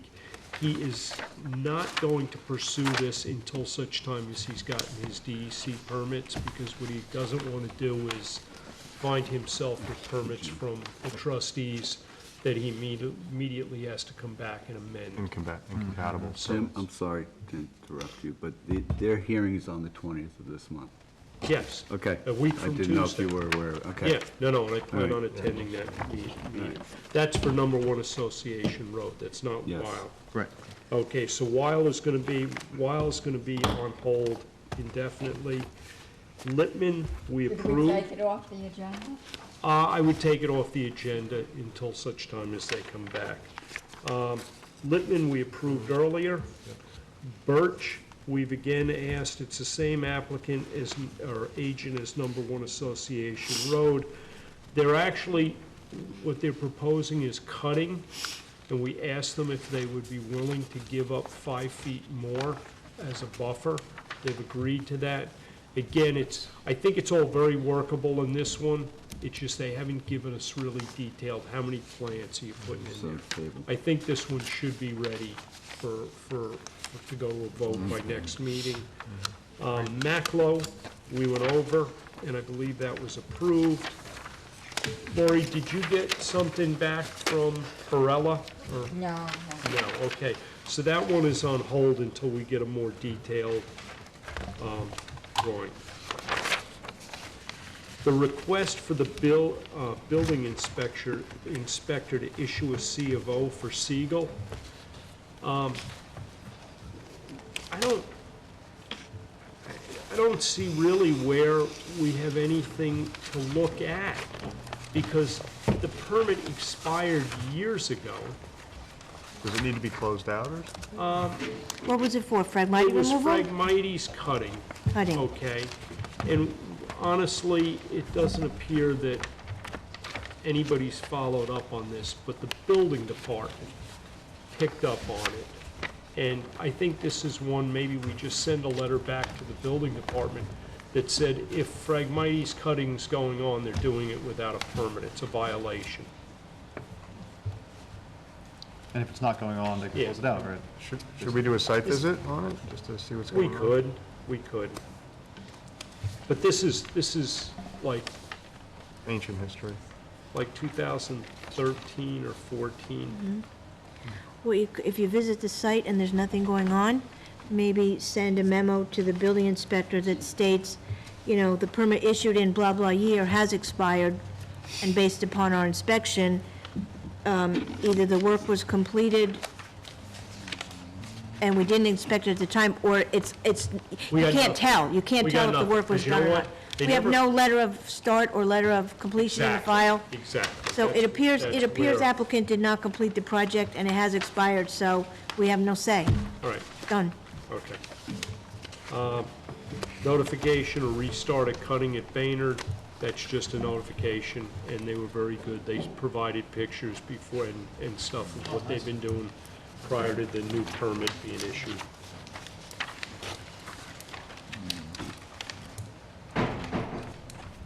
Move through that. That's enough of that. Thank you. Harbor management report.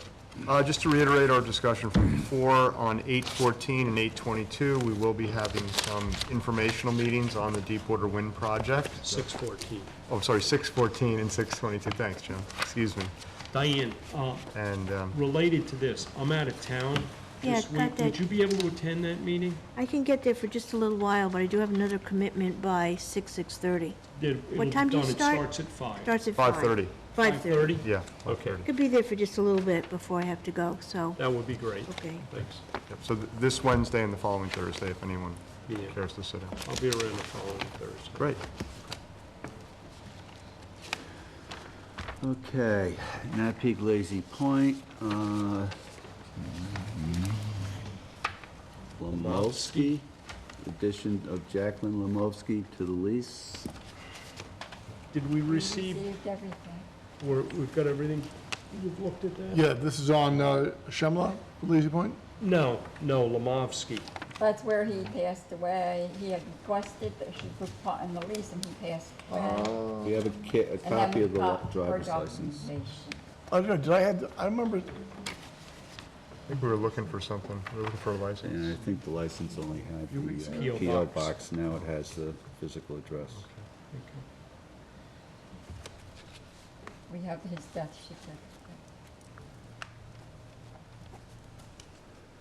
certificate. she's got her address in Amagansett.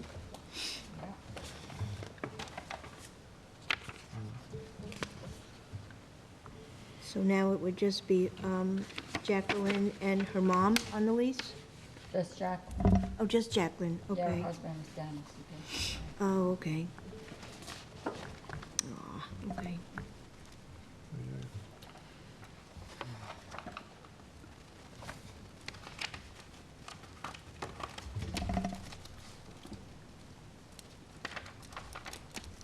So he had just requested that she be added and then he passed away, huh? Mhm. I thought I remember seeing this before, he requested that she be added on. Yeah, what happened is we had the thing the last time, it didn't have an address, so it was, It's just a P.O. box.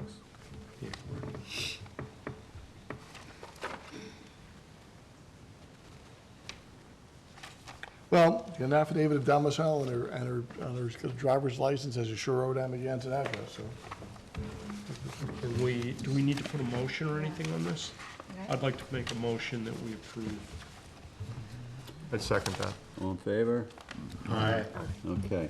Then we have another requested transfer from Petrie Wolf Lease to Lori Chemla.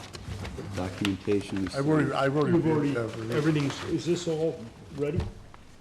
I don't know what that whole file is there, but Shemla, I looked at the, Gotta read the whole thing, Rich. I looked at the voter's registration card, and she's registered to vote in town of East That's Hampton. what it says here. So is this, this is not a sale of a house, the trans? Yes, It it's is? Yeah, Oh, we were it looking is for a sale. bill of sale, I think, at the Yeah. last meeting.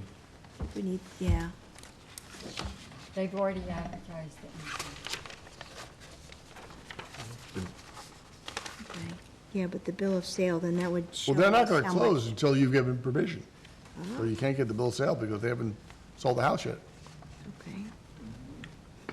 Everybody lives in But town. everyone's And in- how has it been a done resident? on all these other sales? Yeah, well, Didn't we have Shemla is the buyer, and she's a resident according to They're her all voter registration card. Okay. Rick, did we have a contract of sale or anything that showed the sell price and such before? Because I know with like a Larco, we saw what the sell price was and we knew the transfer We fee will amount. probably after the I closing. don't remember. Okay. I don't remember I don't seeing, know I if that's don't a remember concern seeing for the, anyone, I just thought, you know, So I contract. think once it's documented, Right. you know, the money's, the, You what's won't it, have to see 4%? anything till the closing. Yeah. Okay. So we just have to Is that- approve the transfer. We- Oh, Yeah, well, I would like to get a copy of the contract, because I want to see, you know, what that fee is. I don't remember seeing it, because I would have clued in on the dollar amount. Is the contract in here? I never looked at this. I guess what we're determining whether Whether this she woman is qualifies, eligible. right. She's qualifiable to Yeah, to do this. she's eligible at this point. She's demonstrated residency. So, that's no problem, then. Motion? This is the file for the entire parcel, is that what this is here? Yeah. See here. Yeah, but is it, if we're selling, I would think the contract should be only a couple pages down. Pursuant to the attached contract of sale, it's a year ago, so. What are these, what is this folder of? It's got a whole bunch of different things here. This isn't the same That's lot. the file. For this particular lot? That's for Petrie Wolf. But, Yeah. They're the prior owners, and whoever owned it before that. so they're selling it to Shemla within a year? They They're only bought it a year selling ago. Shemla. Mm-hmm. Yeah, it was, It's called a flip. Wow. no, I think, I guess. the attorney was scary. mentioning some of the reasons that people didn't. Wow, like it. okay. So, no, we don't have a copy of the contract to the, to Lori Shemla. Okay, but I guess we can determine that, She qualifies, but we want to She's see it. Qualifies. yeah, she qualifies, That's all that We wanna matters, see the isn't it? contract. and then we got, We of course would like to see the copy of the Well, contract. we have to have an idea of what Yeah, they only sold kind this of a year deal's ago. going on. All right, Are you approving? no, You're not gonna, we need a copy of the contract. you can't approve it with the condition. She's been approved she's approved, she's, Residency. for residency. We're okay with him selling it to her, however, we can't. When did you guys approve that? You didn't. We're doing Just it now. discussed it. Yeah, I know, but I'm just saying you didn't make a motion to Okay. approve that. Right. You know what Maybe I'm we saying? should do that. want to make a motion that Yeah, she's, make a motion. you know, she's authorized to, See, I don't know what your historical processes have been. I don't know how you've been doing these things in the past. You know, there should be some sort of consistent, That's what it's been. We've had, consistent, so what has it been in the past? Without a contract or bill of sale being. no, we've always had those on, we always knew, like you said, what that amount was. You always she had the knew know contract. the number and everything. Yeah. But she's, They didn't How give do us a you copy of the get a contract, Laura? I mean, how do you get it? But she has a contract with them to purchase the house upon approval. Okay. we need but it has- copies But of it. we have no idea what's going, What's the price, saying, what's how are the you this, gonna- who's We that? would ask for a copy of the preliminary contract for the file. that's all we want. We just want to Okay, know. so the preliminary one. No, it's not a preliminary. Well, It's a it's a contract. contract. It's just a They should copy have of the a contract. contract. No, I understand that, preliminary but about it. I just, No one has a problem with it. I think we want to see. We'll work that out tomorrow in the office, is that okay? what's that? I'm sure We'll work that out in the office Yeah, tomorrow. we'll work it out at the office, but I'm just. Basically, we're saying that we will approve this, Yeah. but we need to know the details With of the the sale. condition. Let me ask you a question. So when, in the rules for Lazy Point, when you want to sell a house, have we spelled out exactly what the process is for how you get approval of your sale? I think it's in the rules and regs, Yeah. right? Isn't it? The rules and regs? Yes, Does it Yes. say what they have to give us? yes. Yes. Yes. Mm-hmm. Does it include the Does contract? it require that they give us a copy of the contract before we'll approve the sale? I can't remember specifically what I it don't calls know for, if but it just says spell that. out, notify us, do the ad in the paper, we get 2%, Right. you know, But you're or approved. 3, 4, whatever it is now. She's Right. suitable to be able to get the, They gotta give us. and then be able to buy it. Yes. You know what I'm saying? Yes. That's the way it's usually done. That's the way you guys usually do it. Yeah, we really should have a But can't you? consistent approve it? process. It's time to review and upgrade the Lazy Point rules and regs. Go for it. I would like to look at them, Rick, and advise Regs? us. Yeah, I'll be happy to- accordingly, yeah. Forward me the latest regs for it? Didn't we say 4% now? I Yes. think it is, It yeah. is I'm just so used to seeing it. Right. Okay. Yeah. But So- didn't you just was say hilarious, you couldn't get a bill of sale unless the Huh? trustees approved You it? gotta know how much. No, I don't know, I'm. no, the bill, no, We just want a copy of the contract, Lori, that's it. there's the Just a copy of the contract, contract. No, I know what you're saying, but in the past you guys have done it. the contract of sale is the proposed terms of the Yeah, sale. because No, we I- really The honestly, bill of sale is like the deed. You don't get that till after the thing closes. So we don't get to see the bill of sale because there's no bill of sale until they close the sale. yeah, but So the you But the wanna- contract is what the With terms, 4%. proposed terms are. It seems to me, Lori, in not the just the terms, who's buying it? previous, Well, we you got know the that. buyer, have the seen the seller. contract already, we just haven't seen it with this one. We saw it with the Larco sale. Okay. All right. But send me over the Lazy Point regulations. I'd be happy to take a look at it. We can talk about them and see what you guys want to Okay. update. 3 Mile Harbor, application for B. De Los Sueños Partners. I think this came in late, and I would be happy to look at it if nobody has already. But I think that just came in. No, it didn't. May It 3rd. was on last month. Oh, it was? I mean, like 2 weeks ago, Oh, okay. yeah. All right, but, yeah, give it to me, I'll take a look at it. And with regards to the next one, 3 Mile Harbor Drive, I did go there the other day. This is trustee permit number 4-16, and it's the bulkhead repair, pylon replacement, staircase reconstruction at 3 Mile Harbor Drive.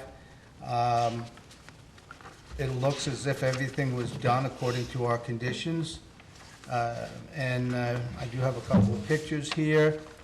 And if nobody has any questions concerning this, I would make a motion that we close out the Is that- permit. No, I was going to ask if that's as-built survey. I believe it is. It is.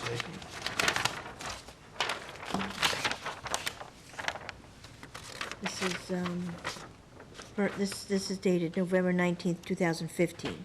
So if our permit was issued in 16, Right. this would not be an updated survey. Well, I guess then,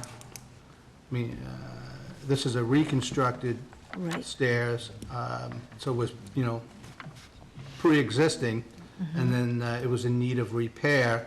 I don't know if it's pertinent to have something more more, Well, I think on structures, yes, it is. Okay. Because, you're reconstructing it, but did it actually get reconstructed in the same spot? right. And, That I don't know. and I mean, you could go over there with the 2015 Which- survey and probably locate. Which I fairly did. Reasonably, if it's in the same spot. And I don't know how particular we want to be, but. Right. But I do think I agree with Diane in this case, that when it's a structure, that you know, we should treat it as such. What kind of And there- repairs did they and do? there has been some little controversy regarding a couple parcels in this particular area in the past. So this would be one you want to ensure is Especially on according the to plan. harbor front. Yeah, yeah. This, one of these properties in General City actually led to a zoning board amendment, a code amendment. Wow. Yeah. Okay, so I'll rescind my motion then to accept the application as it stands and require that the homeowner or agent provide us with an updated survey then. Okay, so All right. we'll do that then. Okay. So would you send them a letter to that effect? All right, great. All right, let's move on to administrative payment of the bills. East Hampton Marina, $1,664.56 for maintenance of pump-out boat. North Fork Water Supply, $29.97. Optimum, $165.56. Star Island Yacht Club, $208.95. T&B Auto Service, Inc., $200 for a new tire on the boat trailer. Anthony Towhill for Seaview, $796.25. I'll make a motion to pay the bills. Second. All in favor? Aye. Okay. And we have minutes, March 13th and March 27th. March 13th, actually, I was going backwards in my emails today, and I was looking at the 13th, and I didn't quite get to finish them, but I did forward off to Laurie some proposed amendments for the 27th, and I just simply forgot to CC everybody. Lori forwarded them over to us. Oh, she so, did, okay, yeah. good, So good. we did Okay. Got a brief chance to take a look at them. Yeah, I I mean, don't think they were extensive changes. no, did you see, do you have them? Yeah, I forgot to I say. didn't have your changes, I'm sorry, I Oh, didn't get them, I okay. just have the minutes themselves. All right, well, you want to just table them until you have more time to review? And I'll get the 13th out as well? Yeah, you know, I think it's just important next time that we really are able to Yeah, get it done. get these moving, because Yeah. we are lagging. a Yeah. No, little I behind. reviewed them, but I Yeah. didn't see her changes and stuff. Yeah, The only if thing I both- noticed was that March Tyler 13th hasn't seen them, we probably should, and. was just that get Rick's the name was 13th. listed twice in the top. That was one of the main things I noticed when I kind of read it online, printed out some stuff, but Oh, okay. just basically, that's the only time I I read saw it. maybe a couple Yeah. small typos. Let's, all right, Yeah. I'd like to see Table the 'em. changes and stuff Okay. and see what. Okay. Can I just say one other quick thing about this, number 10, 3 Mile, whatever it is. 3 Mile Harbor Drive.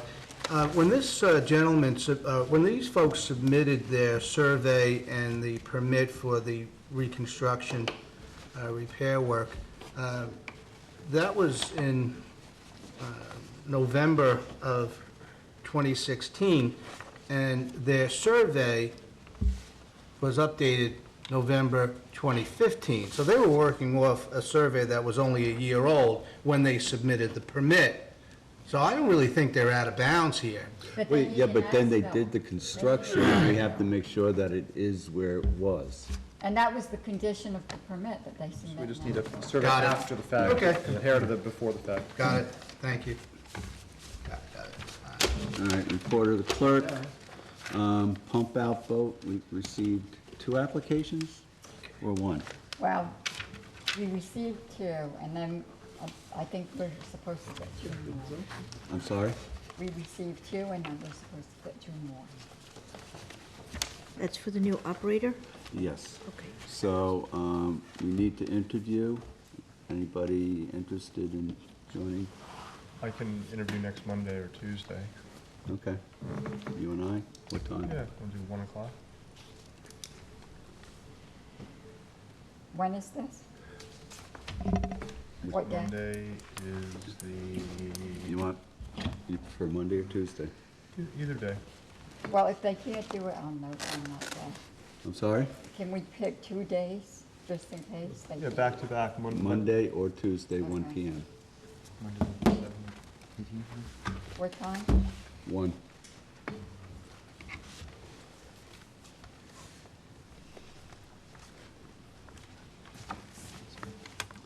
All right, largest clam contest. Started early, huh? Well, just start. What do you need from us, Lori? What? What do you need from us? Well, Largest I mean, clam. you guys usually make a motion to spend a certain amount on it, so. So do we want to put together a list, like we're doing with the educational? Yeah, what we'll need, yeah, we And did it then- last year. then come I'll back to the help, board. I helped organize it last year, so I'm glad to help again. I'll work with you. And I'd love to have anyone else. And a date. Sooner we have a date. date, Yes. Yeah. the more we can move forward, Bring yeah. that back to the board next time as well. Yeah, The date. okay. Let's try to pick some dates. Do you have something else, Francis? Well, a note about the Gerard Drive kayak racks that we would like to do. However, right now it's getting bogged down Okay. Can we in this discuss? building. Oh, okay. Can we discuss the young man who was gonna do the, Yep. whatever that was called? I forget. Internship? Oh, Is Internship. that something you want to do here? Hmm? Is that really Oh, something you I'm want to not, do here? it's like, it's almost like a, yeah, I don't know, Well, the personnel. rules, it is, Well, it's not rules, but yeah. maybe it is. Well, it seems like we don't need, we could wait. Ask Rick. No, Anything we it's have to not- say? I It's mean- not a discipline action. It's not a discipline. Yeah, so I don't think you need to be in executive session to discuss it. Need names. No Francis, names, yeah. Did you, talk to anybody about this proposed project that he was gonna do? Diane and I spoke about it. I did No, I'm mention saying. it to some of the talk to others. Her about what Arlene said. How do you want to do this? You want to take it to subcommittee and report back at the next meeting? Is Arlene going to discipline me? No. We'll go into executive session? No. Okay. You didn't talk with her. Call me if she is. Who, Arlene? Yeah. No, that the project's not, it's not gonna be enough for her, for anybody to do. Or, the It's not project big. that we were looking at, Mm-hmm. Arlene actually looked at it to see if it was something she can do, and Mm-hmm. she's got went through half of it like that. Oh, okay. So There's not maybe you many want to permits look that at go that, with what she's Okay. done. Okay, yeah, because I know it was something I had started with Lorraine as well, so I was just gonna try to pick up on it, Yeah, so, Arlene's very good at it. okay. I mean, And the other, the rest of it, I'm not sure I'm Yeah. comfortable Yeah. discussing here. Would it be more advantageous if we encouraged him to see, because it's like that, coastal structure stuff, maybe there's something more within the town, natural resources or planning department that he might find more suited to what he's looking for? We could just try to at least just help him a little bit in that regard. If this, I don't know what else he would do for us. I know Rick had said maybe there were some other projects through the Harbor Management Committee that, You got that other email though, right, about, time, and, Have an email conversation about this? And then Yeah. we'll- Can Yeah. we talk about this tomorrow? okay, no Okay. problem, no Thank you. problem, okay. All right, and that's the last I have for that. Correspondence? Did we make a motion on the minutes? No, Table. Tabled, I'm sorry. All right, correspondence, vector control, aerial spray notification. Let's see, we've got Napeag, Beach Hampton, and Accabonac Harbor. Oh, well, this is for June 3rd, so that's already passed. Yeah, they already did that. Accabonac Protection Committee newsletter. Anybody would like to see it, we have a copy. Conic Estuary Program. Now, we put a link to this on our website, is that what we're doing? We can, I don't believe we've done it yet. Yes, that would be a great way to facilitate the events. Okay. So me to link the PEP website, our website, we go on the contacts, on the links page. Yeah. You can go on and put, Yep. just to their main website or to the specific event? We get these correspondence every meeting, their calendar? and it's a list of what, it's basically their calendar. That's really all it Okay, is. so link So their if we could calendar. just link I to can their find their calendar, calendar. the URL for their calendar on their site and link it in or something, so people Yeah, can that would be great. go to their events too. Let's see, that's the kayak rack. Iconic Baykeeper, I don't see that here, Lori.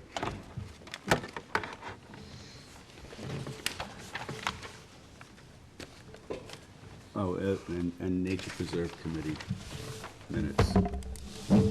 You still go to those meetings? I missed the one Okay. last week, I had to And the work. May one was canceled. All right, well, all of that stuff is here for you guys to review if you'd like. All right? Thanks. Anybody have anything else? No.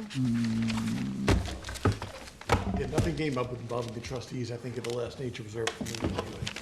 Sorry? That was it. Okay, do I have a motion to adjourn? Make a motion to adjourn. Second. All in favor? Aye. Thank you, everyone. Thank you. You.